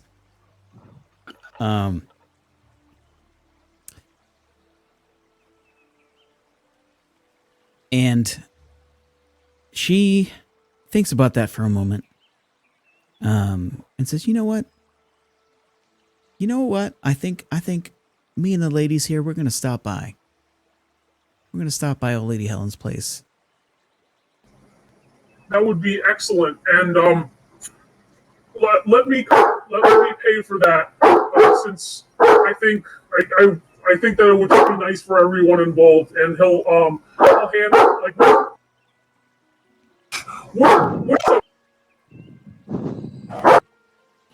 What is a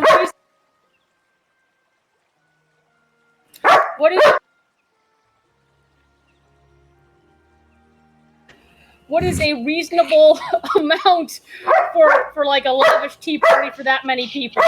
2 gold. And he'll hand her 2 gold. Thank you so much for doing this. It's very kind. Hey, could you do something about the dogs outside the tavern there? Yeah. You want us to say I don't know. I don't know why I went to Thea right there. Sorry, my bad. That's my bad. Yeah, no. I'm just messing with you. It's all good. Ella gratefully takes the money. Says thank you. Is there anything else you want from her? None. He's gonna gratefully say goodbye, and I'm gonna take this dog out, and hopefully he's gonna stop barking. I'll be right back. No problem. Okay, so we're gonna fast forward here. Arathis, I assume you don't have anything special you want to do. Now we're gonna fast forward to the evening time. You both Beacon and Myxi, you have spent the entire day at this academy. Finn brought lunch to you. And he he brought actually what it was is like a charcuterie board. And he's like, oh, well, researchers, they always forget to eat, but you should. And he hands, he puts 2 little plates of different meats and cheeses and some breads in front of you. And it wants to make sure that you are, yes, a shark coochie board. It's a shark coochie board. He puts those in front of you and says, don't bother thanking me. Continue with the research. And just, as he's walking away here, it makes me so happy. It makes me so happy to see young researchers and just wanting to learn. And then, it makes me so happy. I'm so happy. Yeah. So you spend all of your time researching the Shadowfell and mirror magic and all sorts of different things here in the academy. And then it becomes evening time, it becomes nighttime, and you all recognize that it's probably time to head back to the monastery. And you do. And you do. I love this music, by the way. And then it's gone. It's gone forever. Yeah, monastery music.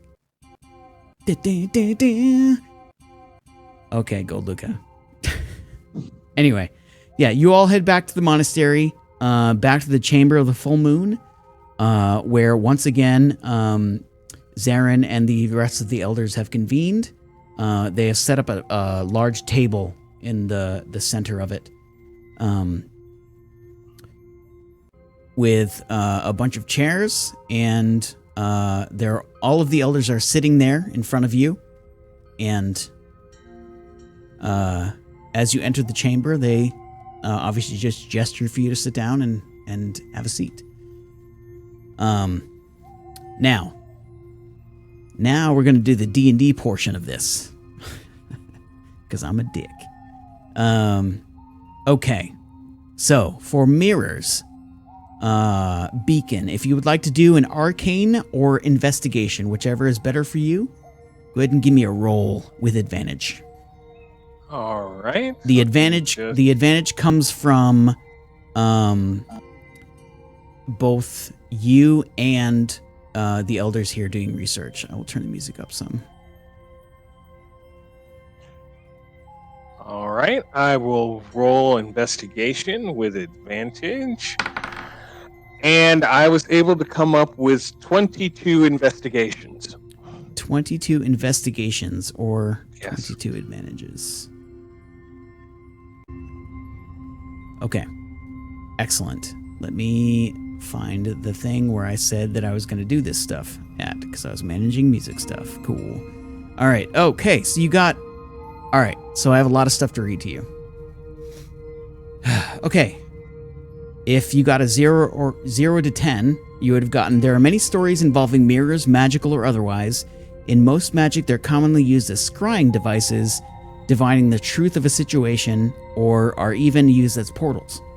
It is hypothesized that mirrors, due to their reflective nature and their inherent connection to light, are often seen as goodly material components for certain spells or rituals, though many scholars will argue that said hypothesis is baseless and can't be proven. 11 to 19. Many religions use mirrors as a focus for various reasons. Worshippers of Sunni for vanity and beauty, worshippers of Saloon as a symbol of a lake reflecting the sky above. It is rumored that once, when the world was a young place, Saloon created a magical mirror. Little is known of this mirror or what happened to it. And because you got a 20 plus, there are rumors that mirrors combined with the proper magic can actually bring you to a transitive plane that exists behind the reflective surfaces. The theory that a mirror reflects based oh my god, how did I write this? The theory that a mirror reflects based upon light striking it is wrong. Mirrors hold their own magic and allow people to view a reality that exists alongside the one they know. With the proper spell, a traveler can turn this window into a door and move into the space between the mirrors, a place of power and danger. So that is the result of a lot of discussion between you and all of the elders here. Zarin specifically goes into detail about a couple of these different things.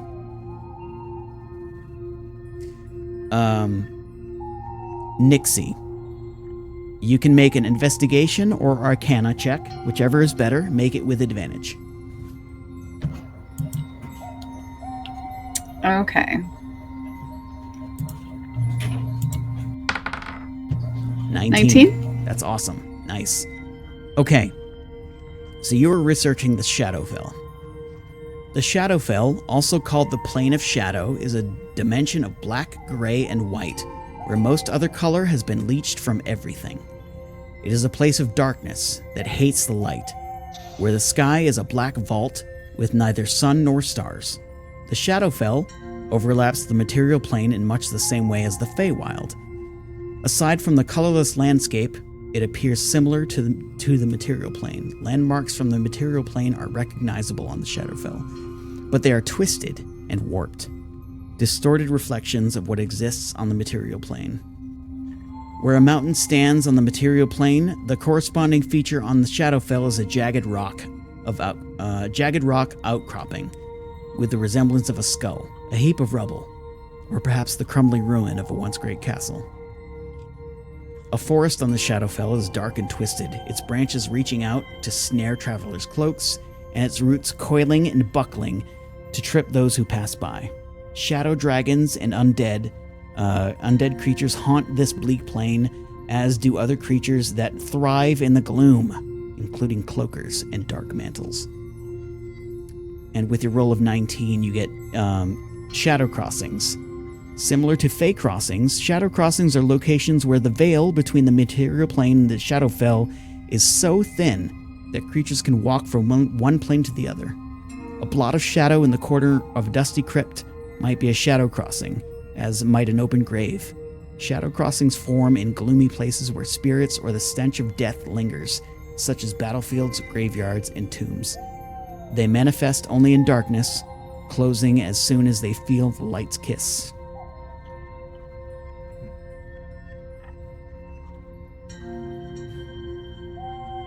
That's the product of a lot of discussion between you and the elders, and with Beacon as well, based on his knowledge of it. And I can provide that information to you post game as well, in written form.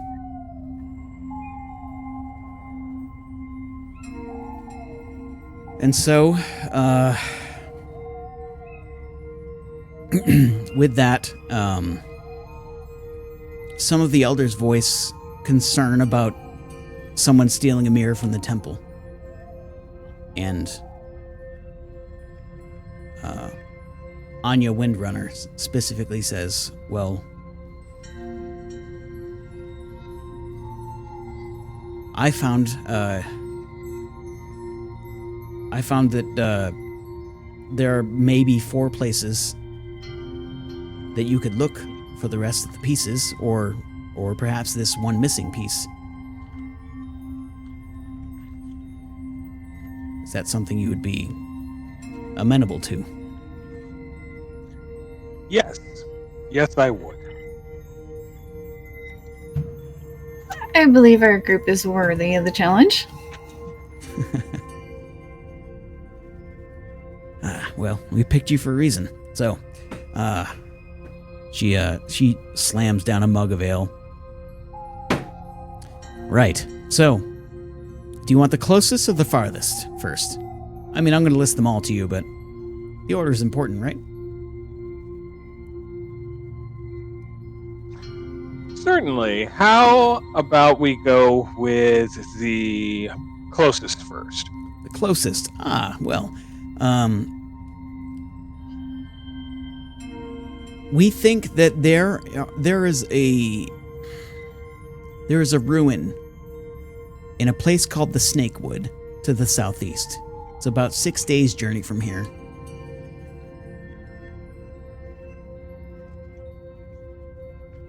I don't know what you'll find there. I don't know if you'll actually find the piece, but our divinations and research points us there for the closest piece anyway. Does it take after its name, like snakes? Oh, I don't know. I've never been there. I don't want it to be snakes. Why'd it have to be snakes?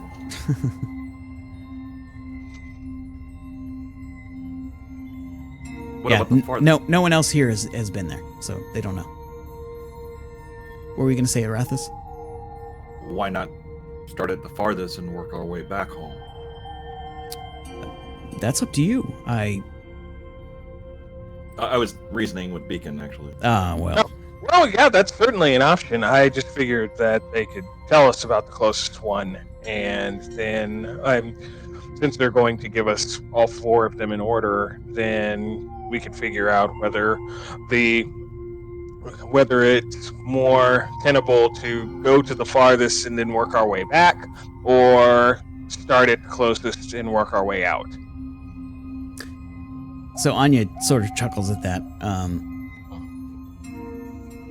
Let me give you the farthest then.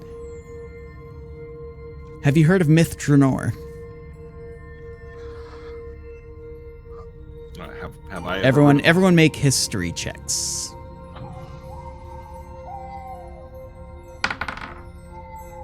$17. Awesome, Beacon.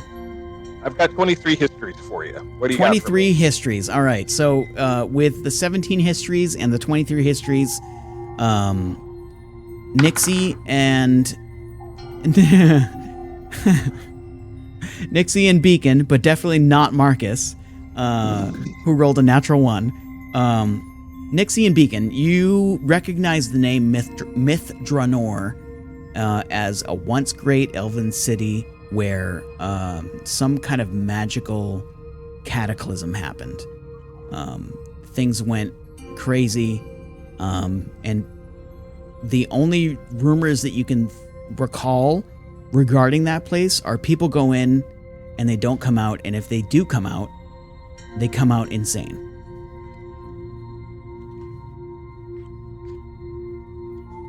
Oh, let's do that. So, assuming you're talking about it over the table, Anya says, good luck. That is at least 39 days journey from here. Oh.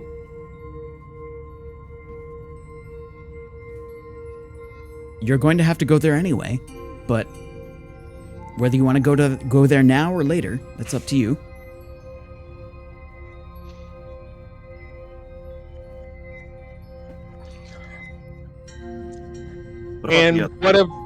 Please go ahead. I'm sorry. Go ahead. Well, if you insist, I was just going to ask, what of the other two sites?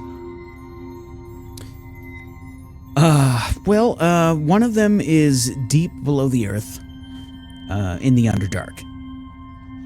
We don't know where exactly, but we could probably outfit you with a directional beacon that might help you find it. Beacons are very helpful. So I've heard. You're cute. Anyway, the other is in Baldur's Gate, held by a champion of some kind. We couldn't get much more information from that. Much more information than that. Baldur's Gate is a 12-day journey at least from. To the. Why can't I direction to the west, northwest? My brain. And the journey into the Underdark? That is unknown. I don't know how long that will be. Is it held by anyone in particular? Azarin speaks up here. We don't know.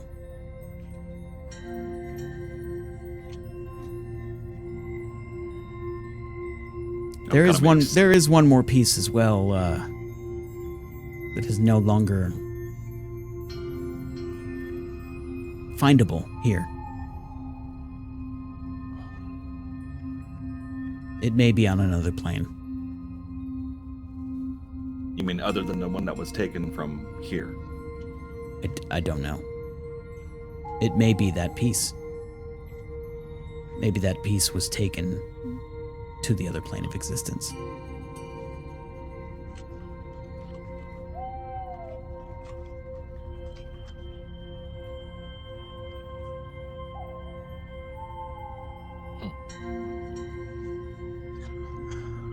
Well, it certainly seems like we've got a significant amount of exploring to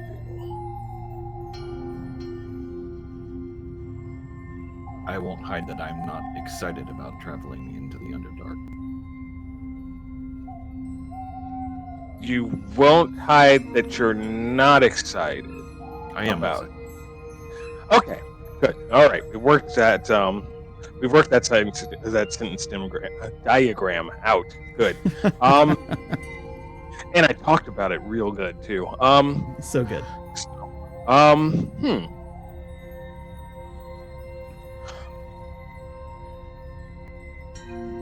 It looks like the most definitive information we have is about the piece that may be in the Snakewood at the ruin. That does seem to be the closest piece, says Anya. And following that, I imagine the next furthest out would be, or at least the one that we have the most information about, would be the one in Baldur's Gate. I'm sure if there's a champion there, then my understanding is champions tend to be boastful. They wear large belts, so perhaps that individual would not be hard to find if we did make our way to Baldur's Gate. Perhaps there's a discussion to be had about which of these we should attempt first. I don't know if that's necessarily something that you esteemed elders want to chime in on, but if not, then we can certainly discuss that at another time and not take up your precious time with that. Well, Zarin speaks up here. We've noted that this has come up in your path, and while we are involved, we won't get in the way. So we are here to offer advice and guidance, and help if needed. But I feel, and she gestures to the rest of the elders here, and we all feel that you should take this as part of your path, part of your learning, part of your journey to finding your place in the world. Because while we love you here, and we would love for you to stay here, we recognize that spirits such as yours, you need to explore, you need to grow. And you should do that. So do you have a map to help us with all of this? Exploring and growing? It can't be that easy though, can it? What level of map are you looking for? Actually, thinking of anyone that could possibly have a map of where we're traveling to, the nearest cities and all of that. Okay, give me 1 second.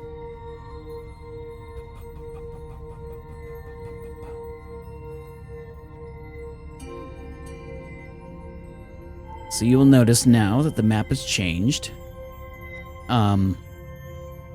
Anya Windrunner actually pulls a map out of her pack and hands you this map of the Sword Coast.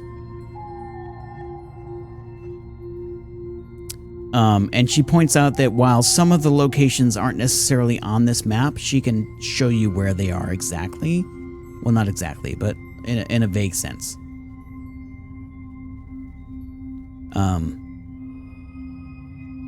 So you are all at the southern point of the map here at Greenest. There is the Snakewood is actually not on this map, which is really unfortunate. It's to the southeast. Obviously, Baldur's Gate is to the northwest. Those are the two locations that you would have to deal with immediately if you're looking to go in like order of days. I can provide a better map in the future. This is all I got right now.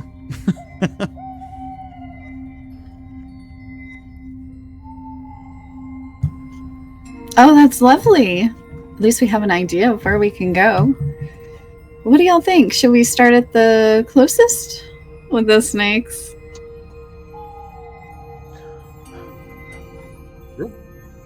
Yeah, I think that would be my guess at this point. We could, especially since if the snakes are to the southeast, then we would need to go back through Greenest in order to make it to Baldur's Gate. It would give us a chance to resupply and then head out and find the champion. We're not sure what this champion is a champion of. I'm hoping for maybe Spelling Bee, but we'll see. What? Definitely Spelling Bee. Yep. Mm-hmm. These are great. Please spell for me loquacious. Could you use that in a sentence? My friend Beacon is very loquacious. Loquacious. L-O-Q-U-A.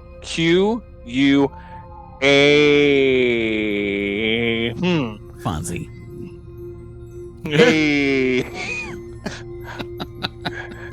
Maybe the spelling challenge won't work out as well as I think it will. I mean, honestly, I couldn't tell you if you're right or not. I'm not great at reading. I don't. A fair point. In any case, we should probably get supplied so that we can make our way to this Snakewood. How do we know snakes are there? We don't necessarily know the snakes are there. We know that it is called the Snakewood. Perhaps Snakewood is a kind of tree. I don't know a lot about that arm of nature, but perhaps you as a ranger might be able to tell us more about the different types of trees that we might encounter. That's such a great way to like shrug off responsibility for what's going on. Oh, it's great. I love it. Sorry. Please continue. I could try it. Sure. I mean, do I know if there's such a tree called the Snakewood? Make a nature check. Right. A 6. Yeah, you have no idea. You've never heard of a snakewood tree. I don't believe that there is a tree by that name. Of course, completely learned of that whole of all the plants that exist on the realm, of course. Then it sounds like it will be educational for everyone. Probably deadly, I'm sure. As long as they're not falling out of the trees at us, I might be good. That sounds horrible. It's frightening.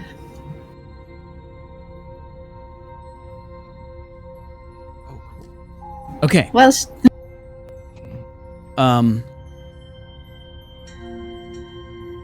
how do you want to go about doing things from here? You have at least a 6-day journey ahead of you, but also you need to consider the journey back. And you have a very skilled ranger with you, so you think you'll probably be okay for food and water, but who knows? Things could get crazy. You're going to be walking through a lot of grasslands. And eat bear traps. And there might be bear traps. You know, who knows? Who knows, Well, man?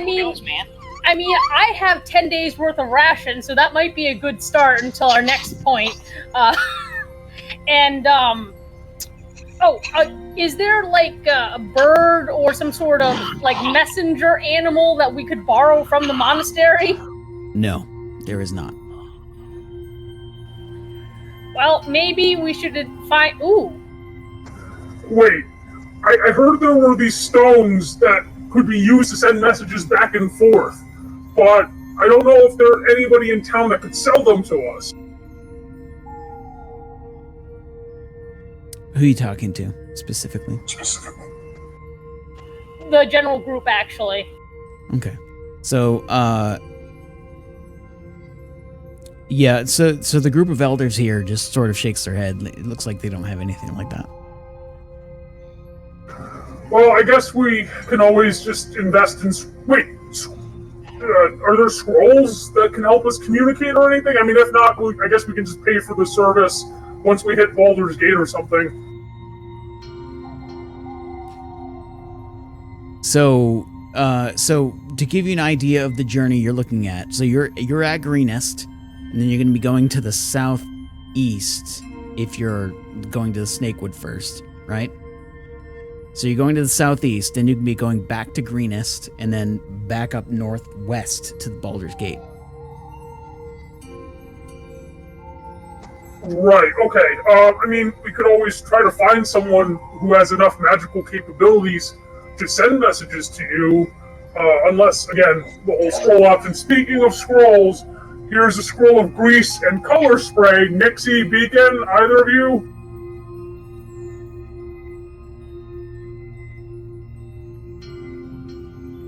I'm sorry, say that one more time? Do either of you want these? We have a scroll of grease and a scroll of color spray, and they're just sitting in the bag, and I can't use them.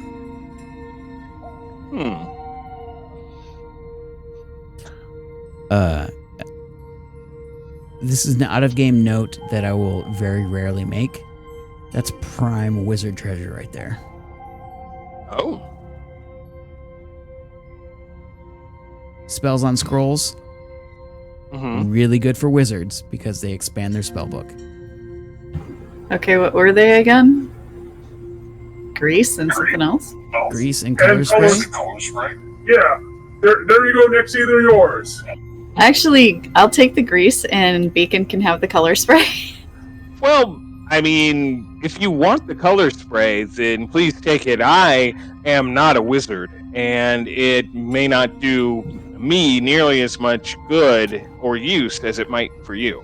That's true. Okay, Other important note, color spray is an illusion spell. It's from the School of Illusion. I was thinking grease, like making someone slip on it. I mean, that's also mischief, but color spray is an illusion.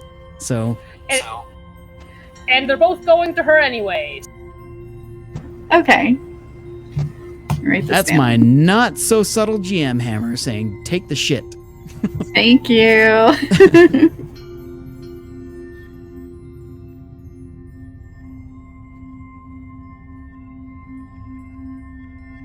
Okay, so you have two new scrolls. That's great. What is your plan from this moment forward? How do you plan to take this journey?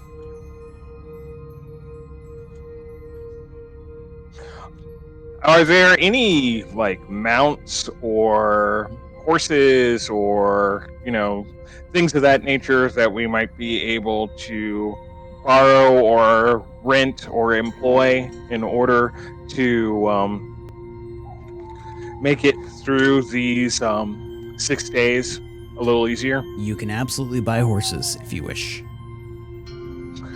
They don't really do renting because that's the real world. Right. Fair enough. How much would 4 horses cost us? That's a great question. I'm trying to look that up right now. Okay. Why is it so hard to find?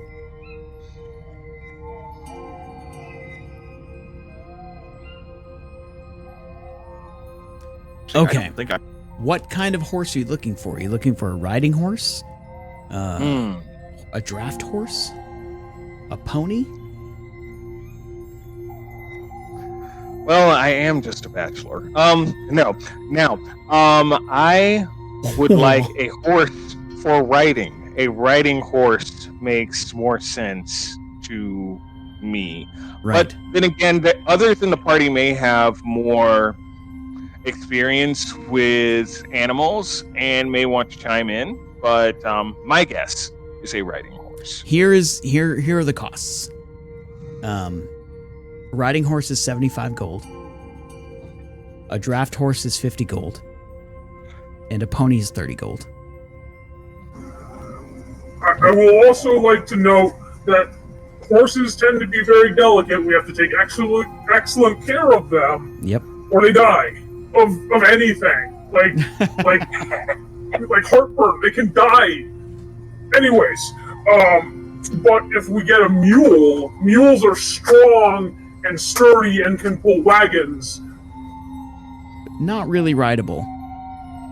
No, but they could pull a wagon that we could sit in. But then again, if we are traveling off of the paths, that's the hard part. Yeah, you looking at the map, there aren't a lot of roads, at least on the map. I think that we should not invest money in delicate horses who we also have to then consider the care of. I would agree with that. And plus it would hinder from me being able to scout ahead. And this is the sort of expert input that I turn to the two of you for. Thank you.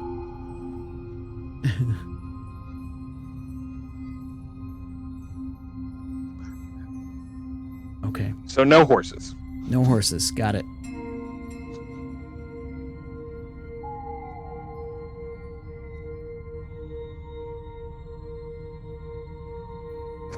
I mean, I have 10 days worth of rations. We could always get more just in case. I know Arathis could probably hunt as well.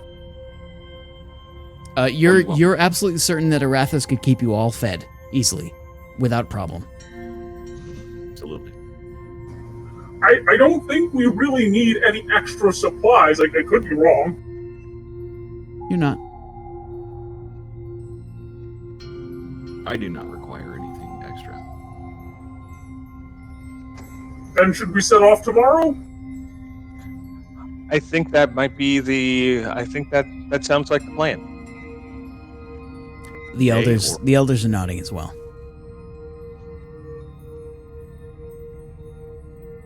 Day or evening? Well, I'd imagine we'd want to travel during the day. It doesn't make a difference to me. I think day is good. Day would be better. Just bear traps, of course. Yes, no bear traps. I do find this funny because all four of us have dark vision and one of us is definitely a drow. It's pretty great. Not gonna lie. I'm laughing on the insides. Alright, so that's what's going on. You've made a sort of plan. You plan to leave in the morning. Is there anything else you want to do before you go to sleep and move things up? I don't have anything I need to do. I just gather my pack and stuff, get ready to go in the morning. Okay, great. Okay, so you stand up and leave the table, and Zarin and all the elders sort of give you firm, confident nods, and you can tell that they trust that you know what you're doing. And they leave and go about their business. You go to sleep for the night. Everyone roll me a wisdom saving throw.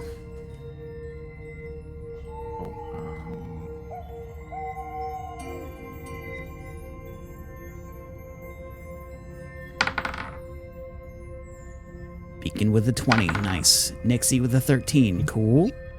I got them wisdoms. Did not roll. Arathis with a 16 first. You rolled twice. It takes it delays sometimes. It's not your fault. And Marcus with an 8. Okay, so Beacon, you go to sleep for the night. And you dream of standing on a rocky outcropping, the clear night sky above you. You can feel the wind across your back, going through your hair.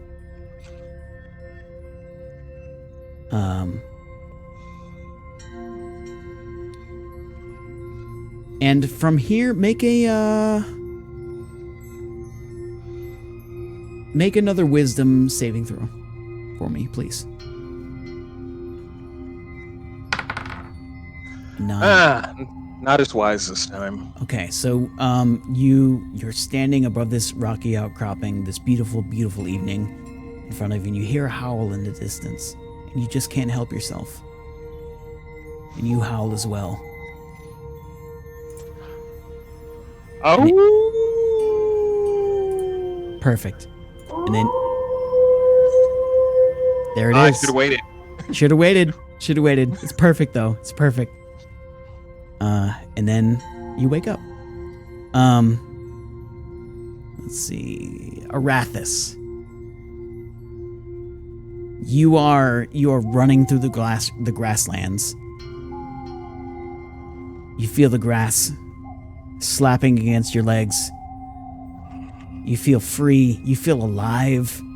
You look up, you see a beautiful starry night, perfectly clear sky, full moon, just amazing, amazing evening.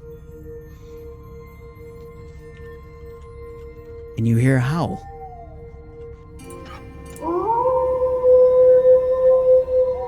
Make a wisdom save.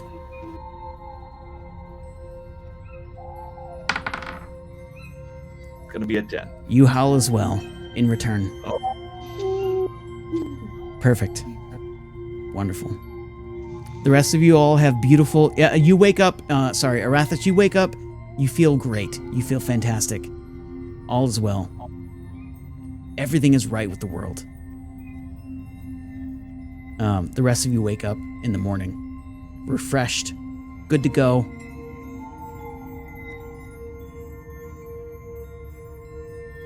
And you can carry on about your day and begin your journey.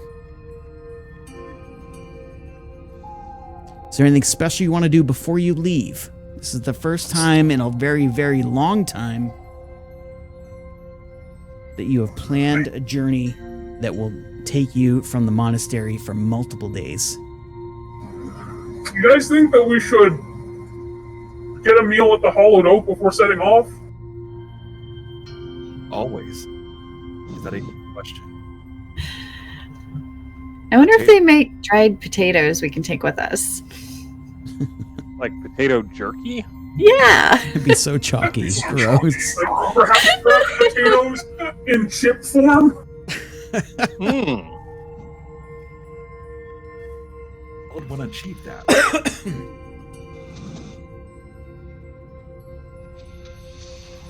All right, you head off to the Hollowed Oak for a delicious, tasty, potatoey breakfast. Much like the day before, you eat those potatoes. They're very well seasoned. They're very well cooked, extremely crisp on the outsides, but in the insides are tender and smushy. Because that's just fun to say. Smushy. Smushy. Hold on. Let me get a voice for this. I can't find it. Never mind. It's cool. Smushy. Smushy taters. Smushy taters. Sorry. So, yes, you have a delightful breakfast. You are full of potatoes and water, or maybe some wine if you want, but probably not good for journeying. And you make your way. Marcus will get up to pay the tab, and also ask them if they do have potatoes in chip form. You just get a lot of strange looks. Oh, okay. Hey, how much do I owe you? For the table, 3 silver. Marcus will put down 5 silver, and also put down a gold and 6 copper and say, Could you please put this on Hondersauer's tab?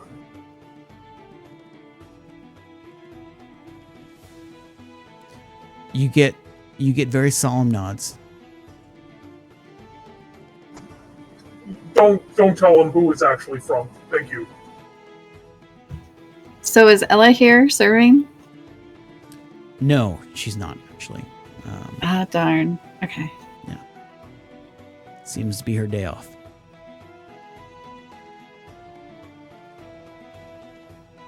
Anything else?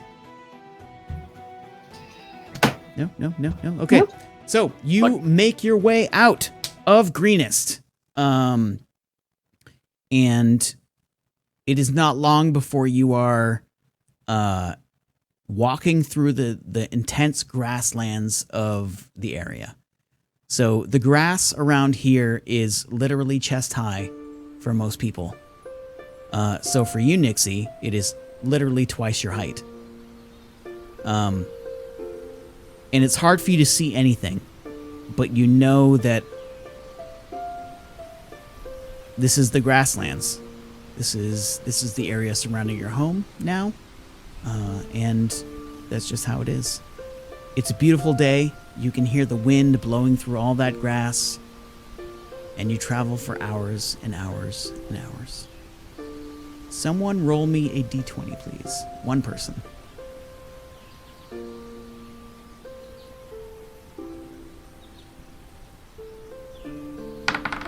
Aha, Arathis was the first. Very well. Arathis, you rolled a 10. You travel throughout the day, into the evening. You don't find anything weird or strange, and you find a good place to camp for the evening. And it's time to go to sleep. As you're going to sleep, however, or rather, I assume you're keeping watches. Who's on first watch, actually? I'll take first watch. Beacon is on first watch. Great. Everyone else is bedding down for the evening. As you are moving about and making camp, you hear a female voice. You hear, "Hail and well met. We mean you no Brad. harm." And you see, let me see if I can find them. It's the problem with being a DM. All your shit is scattered everywhere.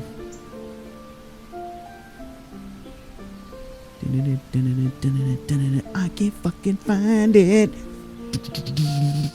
There it is. Found it. Okay, so the pictures are gone, but that's fine. You hear one woman speaking, but you hear 2 people walking. And they both approach you. You see them clearly. The first woman has her hands up. In one hand, she has 2 rabbits, 2 dead rabbits. The other hand has nothing at all. She says, "We mean you no harm. That's good to know. May we camp for the night with you? We have 2 Alright. freshly killed rabbits.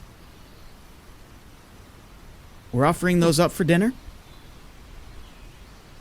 Oh, that's very generous of you. I don't see why we couldn't share this campsite. Excellent. Thank you very much.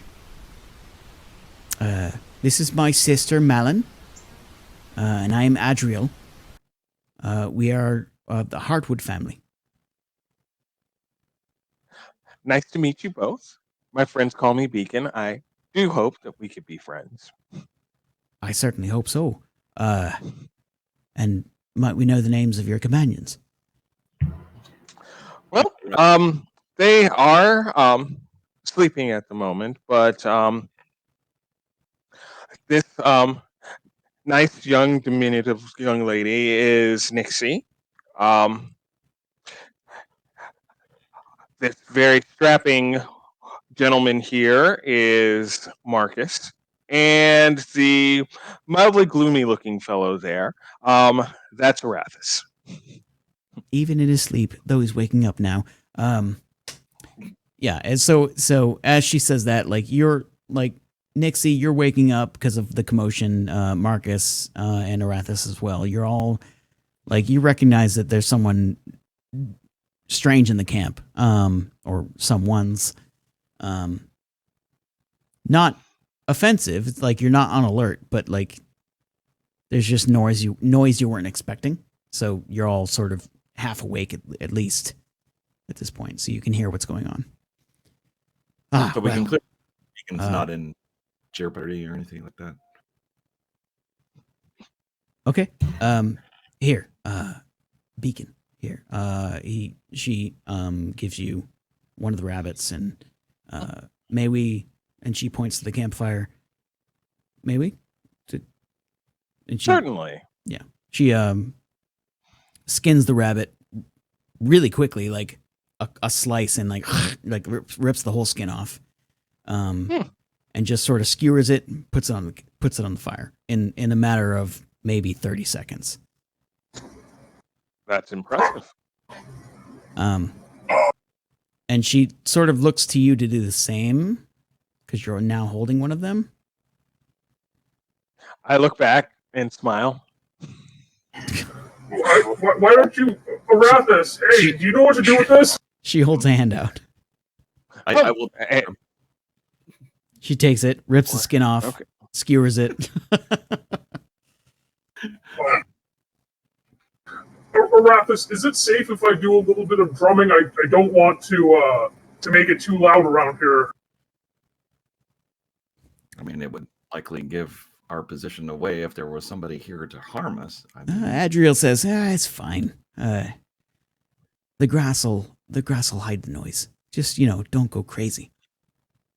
Yeah, no problem. Thank you so much for sharing. I'll share some songs with us. And he's going to very lightly tap the drum that he pulls out while people are cooking. Sounds good. So a bit of what these two people look like. They're both women. Adriel, the speaker, she's wearing a very new leather armor. Her weapons are a spear that is silvered. And she has a crossbow with probably 20 bolts, all of which are clearly silvered. Similar to Malin, except Malin wears a coat that covers her throat. She also has a crossbow and a spear, similarly silvered.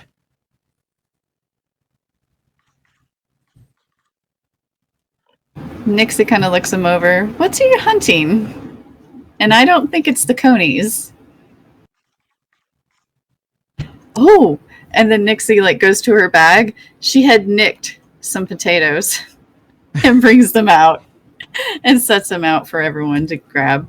Oh, recooked potatoes are even better than regular potatoes. So smushy. They're just a little smushed, but they're potatoes. Smushy. Yeah, so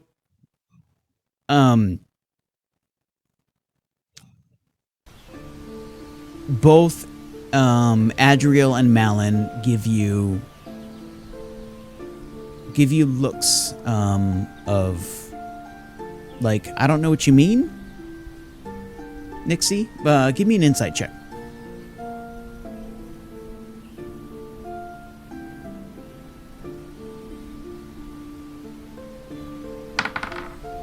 $12. 12. Okay. Yeah, I mean, you can't really get anything from that. They seem pretty earnest. Like they seem a little confused about what you mean when you ask, "What are you hunting?" I was just noticing all of the silver. It is pretty shiny. And Adriel says, "Well, never can tell these days, right?" So, what brings you out here, if I may ask?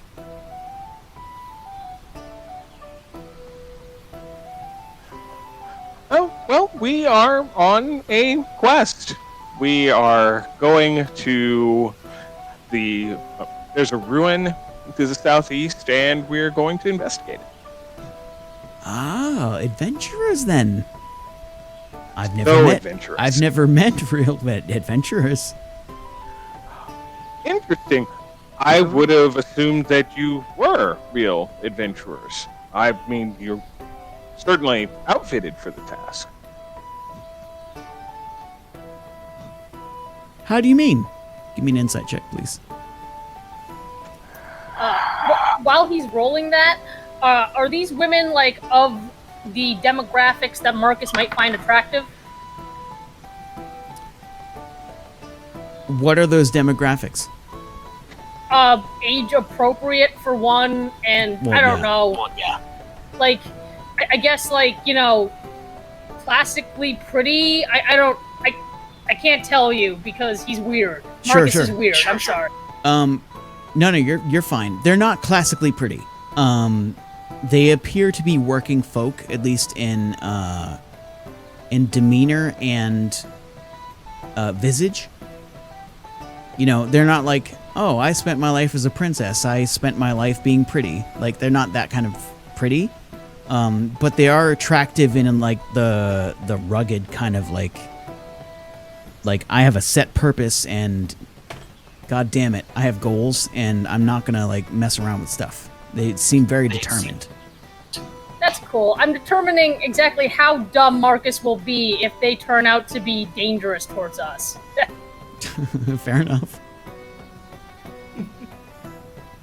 So, Beacon, you were rolling an insight check on what exactly? I can't remember because I'm old. Well, I was curious about our two new friends. They said that they had never met real adventurers before, right. Yet here they stand in leather armor with silvered weapons. And I said to them, I'm surprised that you say that, because you look like you might be proper adventurers yourself. You certainly seem to be outfitted for the task. Right. Okay. So Adriel replies, well, we're... and you can see her eyes sort of looking for an answer. We're new to the game. If you must know. I mean, we also have a destiny point if you want to try to create a creative way to keep pushing it, Beacon. That's also true, and we're running up on the end of the evening. Oh, that's a very good point. And, you know, I think we could do with a little more insight as to exactly who it is that I've invited to sit and, you know, share this meal with us. So, here's what we're going to do with this. Roll again with advantage. All right. I will roll again with advantage. That's advantage. Trying to give you all the opportunity. Natural 20, you bastard. All right, so Beacon. In looking at these women and their new equipment, you see Malin, the one that doesn't speak, with the high collar. You notice that she has a massive scar across her throat.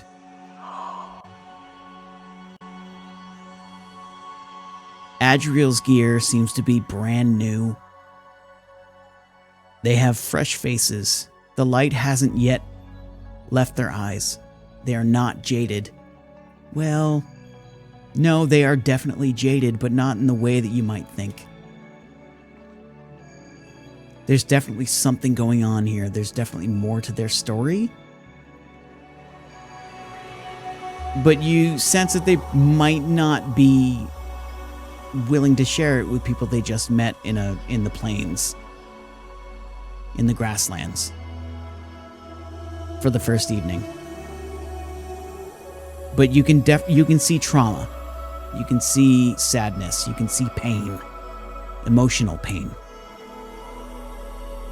in their eyes.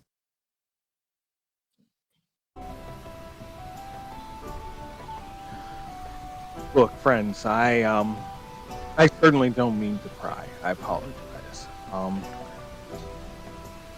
You just you look very. You have a very interesting look about you.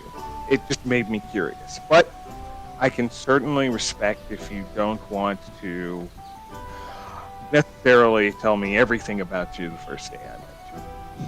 So Adriel's chest kind of puffs out a little bit. What do you mean by that? Interesting look about us.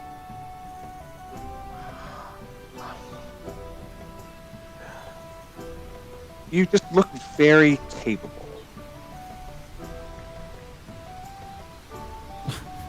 I have to roll because that smells like bullshit.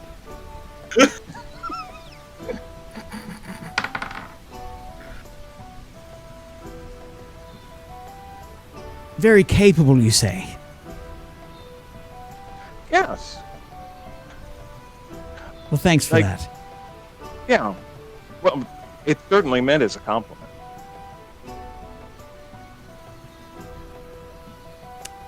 And thank you very much for your very gracious and generous offer of sharing food with us. We appreciate it. Well, how about you? What are you doing out here? Like, exactly. Well, like I said, we are on a quest. Adventurers, if you will. Well, that's very vague. All right. I don't mean to pry, but you look very capable. She's you can like look on her face. She's just like clearly fucking with you. Like, I believe what my brother is trying to convey is that you look very confident as warriors. her eyes narrow for a moment. One would not approach a camp of armed people unassuredly if you could not handle yourself. Would you not agree? Well, 3 of you were sleeping, so... But we didn't mean any harm, so... We just wanted a, safe place to camp for the night. What with all the goblins about and everything. Goblins? Goblins? Yeah, goblins. Goblins, you say? Yeah, grassland's full of them. Good to know. Thank you. Thank you for the food. You are more than welcome to be here. It's kind of you to share your campfire with us. I assure you, mean no harm. Both my sister and I, we just want a safe place to sleep through the night. Safety in numbers. We understand that completely. Thank you for joining us. So with goblins, should we have 2 people keeping watch? Because that just doesn't... yeah. I mean, I'm awake anyway, so I can take second watch.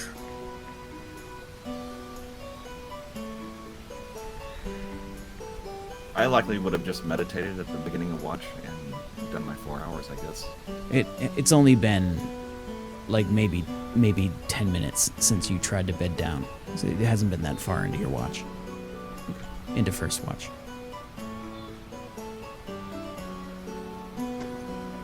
I don't know, do I mean, would I be able to discern any kind of feeling of distrust from these people at all? Or Make an insight check.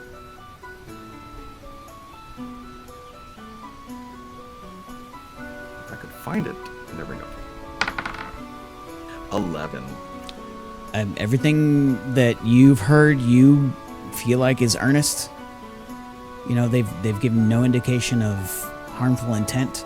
I see what you did there, Beacon. Yeah, you've gotten no indication of harmful intent. Everything seems to track. Like you feel like there's more to their story, but you don't necessarily know what it is, nor do you necessarily need to know. They're just people. All right. So Myxi kind of slides over to Marcus and whispers, "What is this silver for?" She's curious. I think I've heard stories about shapeshifters. I think you could use those type of weapons, but I'm not sure.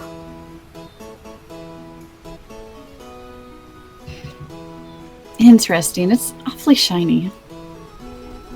They are very shiny. There's a lot of, like you're looking at it, there's probably a lot of money in silver there.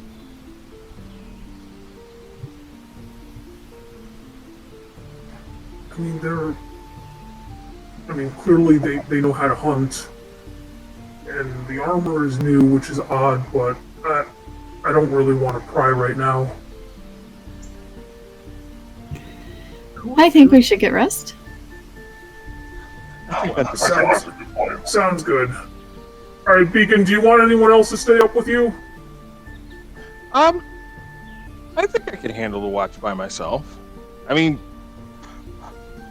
everybody needs rest, so please rest, and then I'm sure someone will take second watch. So when you say that, Malin steps toward you, taps you on the shoulder, taps herself twice on the chest, and then points at her eyes.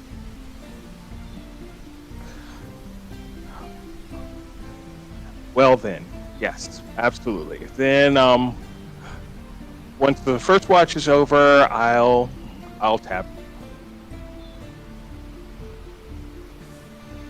She shakes her head, points at her chest, points at your chest. I believe Malin is volunteering to stay up with you. Oh, I get it. Fair enough. Okay. Then, sure. We will take this watch together. Then she nods and goes to sit on a nearby rock. And Alright. Adriel rolls out a bedroll and beds down.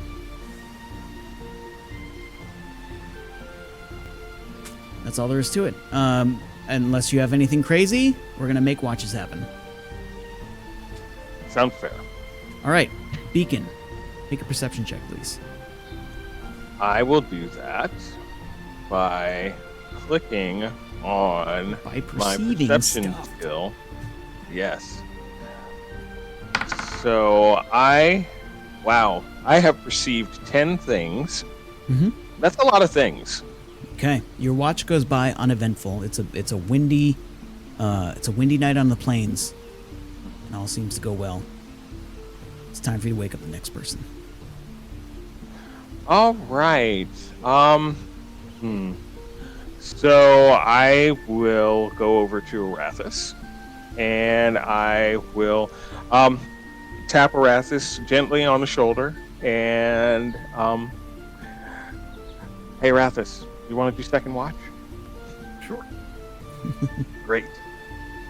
Then It's time to wake up, Arathis. Hey, buddy. Hey. I don't want to. Yeah, I remember those times. Sorry. But I'll get up. I'll take lunch. Excellent. Great. Malin goes over and wakes up her sister. You assume they're sisters. If she, I'll tap her and say, "You don't need to." She bats your hand away. So It's a very no touching I'll- kind of scenario. I'll go over to Arathis and just whisper, like, they're new to us. They probably want at least one of them up if we're going to be up. Understand. They probably don't quite trust us yet, and that's okay. That's understandable. So, with that little bit of interpersonal insight, I'm going to go to bed. Excellent. You do. Bed welcomes all. Bed slept with my wife. Anyway. Bed will sleep with you too if you will just let bed in. No, Bed is such a hoe, though. Malin goes to sleep after waking up Adriel. And Adriel and Arathis, which is going to be hell for me to remember which name is what now because they're both A's, have a watch. Is there anything special you would like to do during this watch, Arathis? I mean, I try to chit chat with her. I ask her where she, where do you hail from? All right. Where? Before that happens, I need to go to the restroom. So please give me 2 minutes. We'll be Not back even gonna go to break in 2 and screen. 2. Fuck it.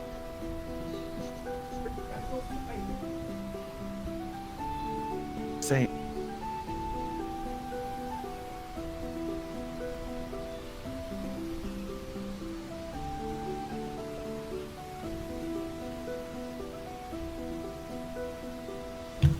Are we timing? Do do do do. Quite possibly. I mean, I think we're still up on the stream. How we are. Yeah. Thank you for watching, everyone. Yes. Thank you so much for being here with us.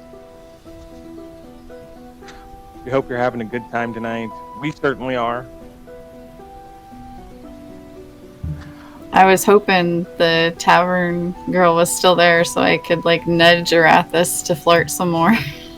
Or try. You're gonna make me flirt with this chick? Oh no, No, it was, not that one. you're talking. Oh, well. That'll be Sorry, everybody. That emergency was dire. Fair enough. Okay, so chit chat.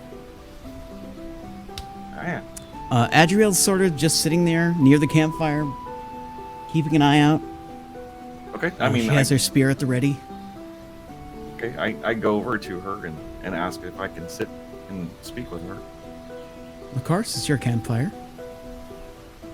So you can. The smile on her face is playful, not hostile. Okay. I said. So, Saw that beacon. where do you come from? Where have you been? We have just started our journey yesterday from Greenest. From Greenest. Oh, all right.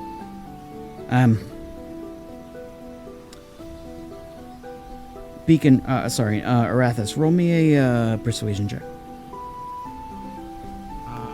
Persuasion. That's gonna be a whole big 7.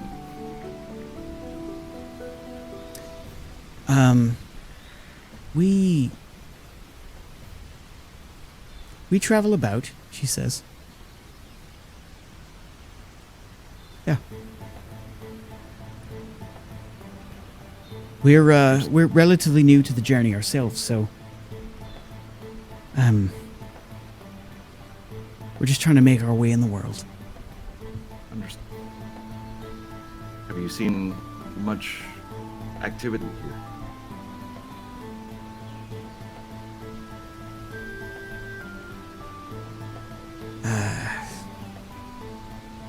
Well, we've seen some, yeah. How about yourselves? What have you seen out in the wilds, outside of Greenest? Aside from Greenest, we have not been out on an adventure. This would be our first as a family, of course. A family, you say? Yes, they're my adopted brothers and sister. Oh, that makes so much more sense. Okay, thank you. I see. Well, it's not what I was expecting. But I can respect it for sure. Yes.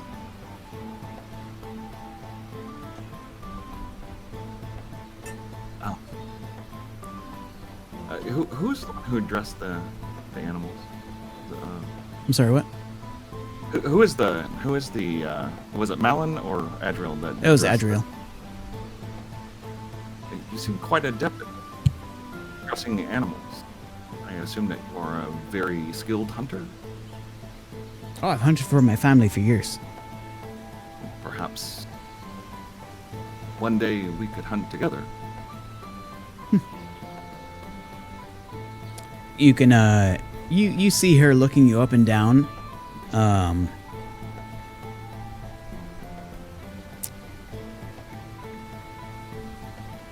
That sounds like a right good day.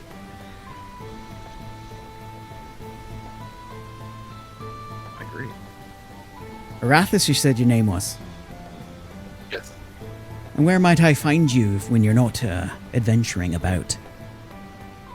We are from Greenest, as I said, at the Monastery, of course.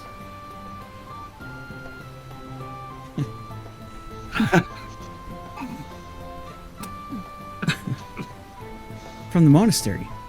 So you're a religious man? We were brought up in the monastery. They took us in as orphans. Adopted, right.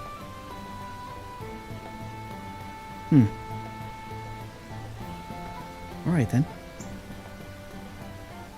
Monastery Greenest. Arathis.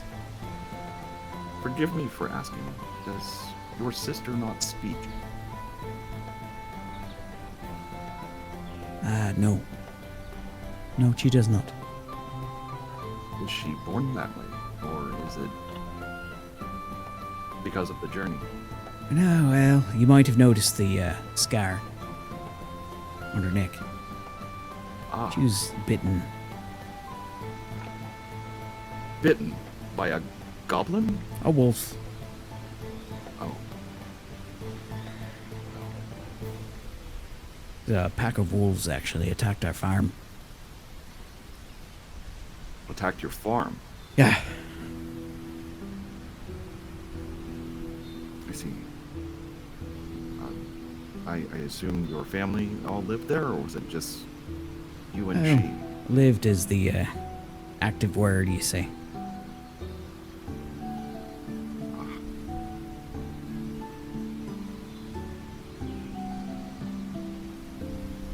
I'm glad that you both survived.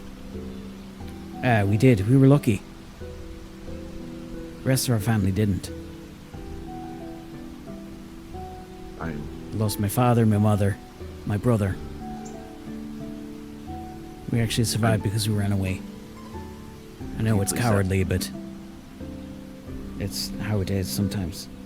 I'm not proud of it.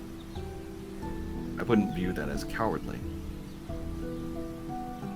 as much as it is survival. To return to the battle another day. I suppose, but Or hunt another day. the rest of our family's dead, so maybe we could have done something. But we were too scared. Perhaps you still can do something. Well, that's the idea, isn't it?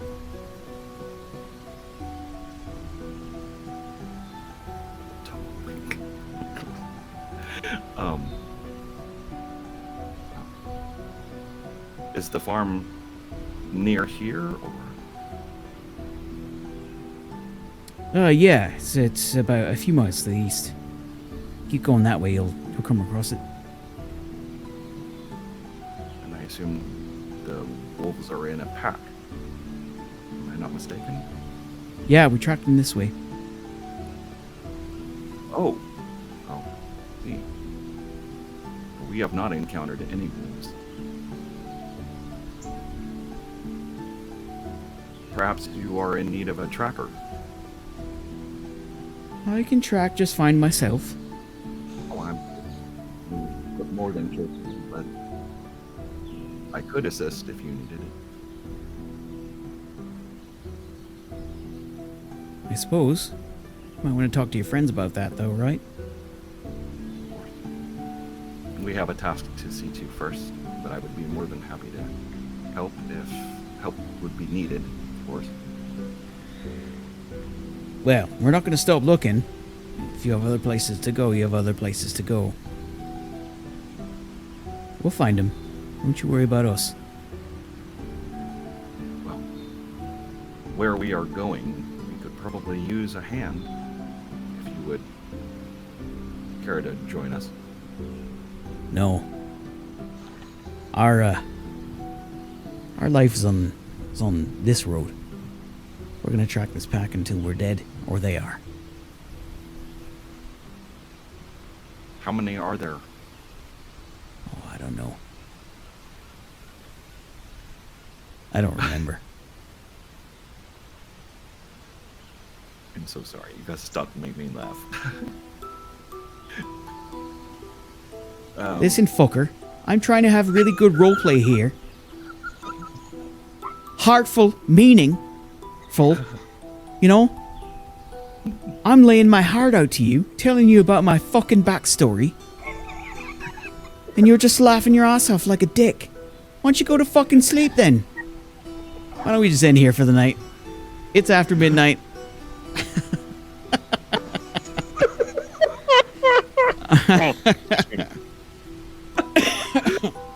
All right, that was very, yeah. We'll end here where Arathis and Adriel were having a conversation over the campfire, and we'll pick things up next time. You fuckers.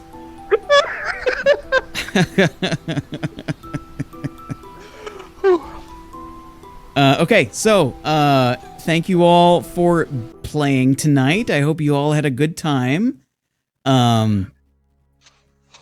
Let's talk about A, yourselves, and B, your positives and negatives if you had any. We'll start with Arathis. Fuck that guy. We'll start with Marcus today. Yeah, fuck that guy. Yeah, fuck him. Hi there, I'm Tucker Kratt. I am a variety streamer, and hopefully I'll be off of break by early September. My life is on fire. And let's see, things I liked. I really liked that there was a lot of time spent on razzing Arathis and his inability to understand how flirting works, only for it to end with him successfully flirting without realizing it. Yeah, it was great. I like that. No negatives. I mean, we did entirely roleplay, and I felt like it flowed really well. Awesome. That's great news. Do you want to talk about... You already talked about yourself. So, next! I'm just kidding. Beacon, Player 1 ATX. Let's do it. I mean... Hi! I'm talking about sex. Sorry, please continue. Okay, so here we go. Hi, I'm Player One, your new favorite DJ. You can find my Twitch channel at Player1_ATX. That's for Austin, Texas.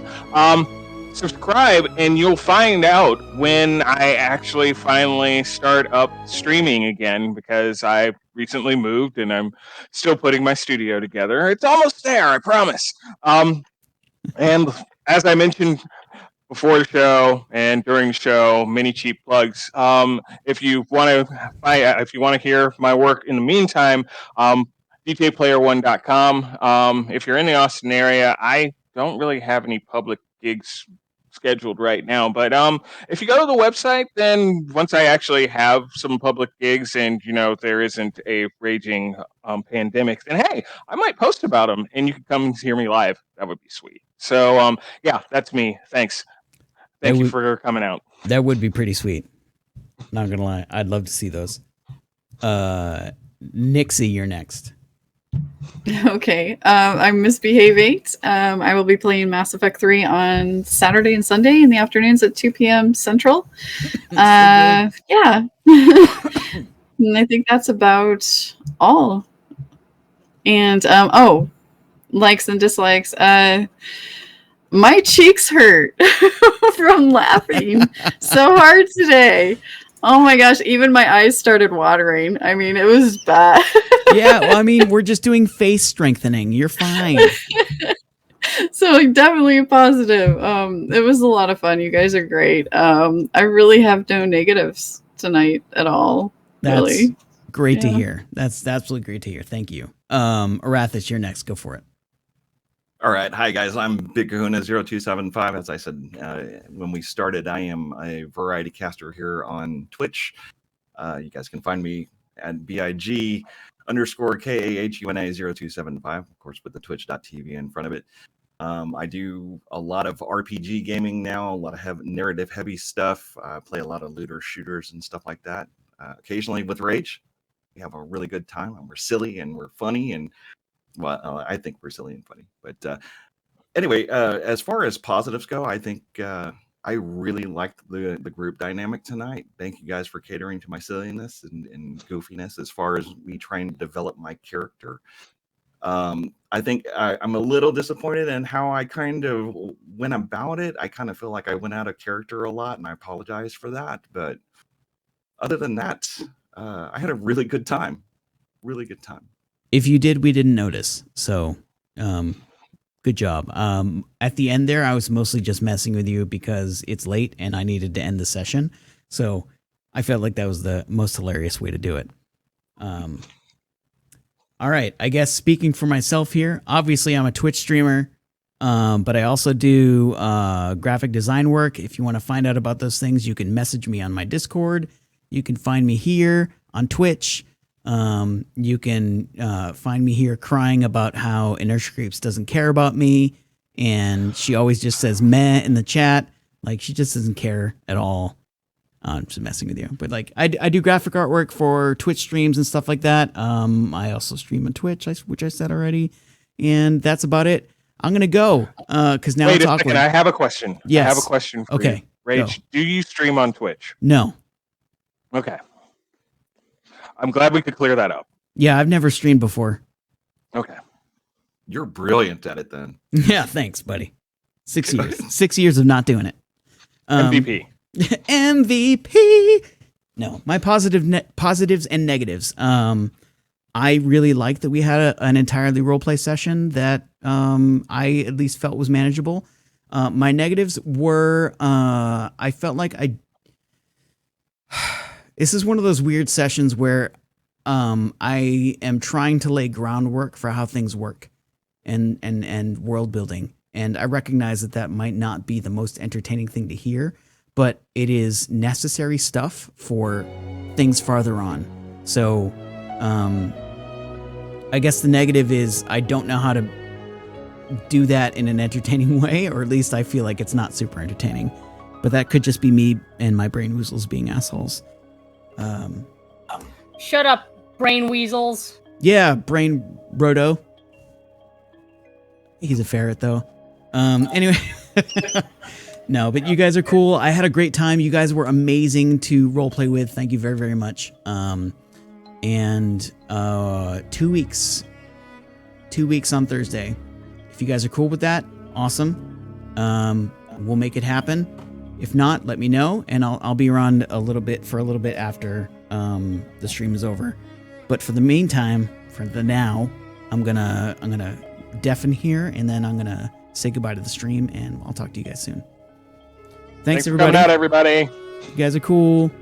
Good night.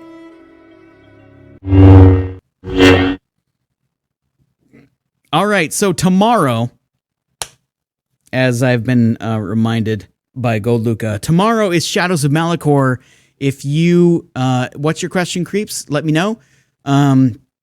Tomorrow is my Star Wars campaign. So if you're interested in more stuff by me, from me, with different players in a different universe, that would be great. Shadows of Malachor is tomorrow. So I think that's, what episode are we on at this point?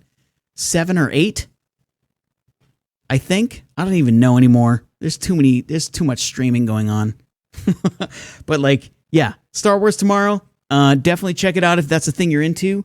If not, Sorry. I'll probably be streaming again on Sunday or Monday. That's typically my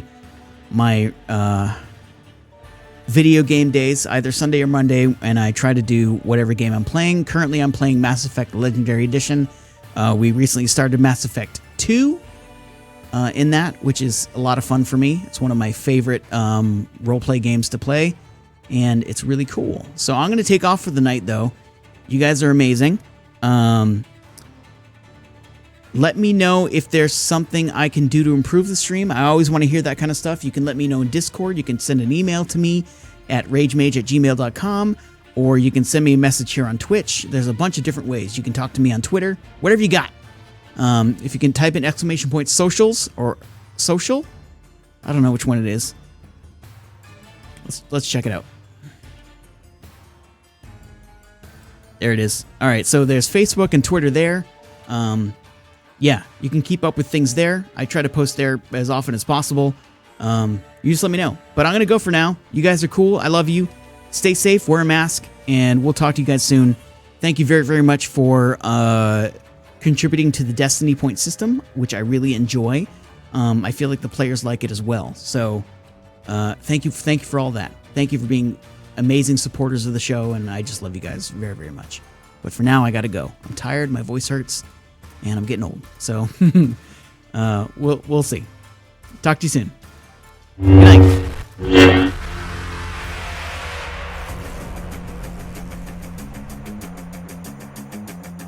And no credits. Oh, there they are. There they are. They worked. Yay! Boom.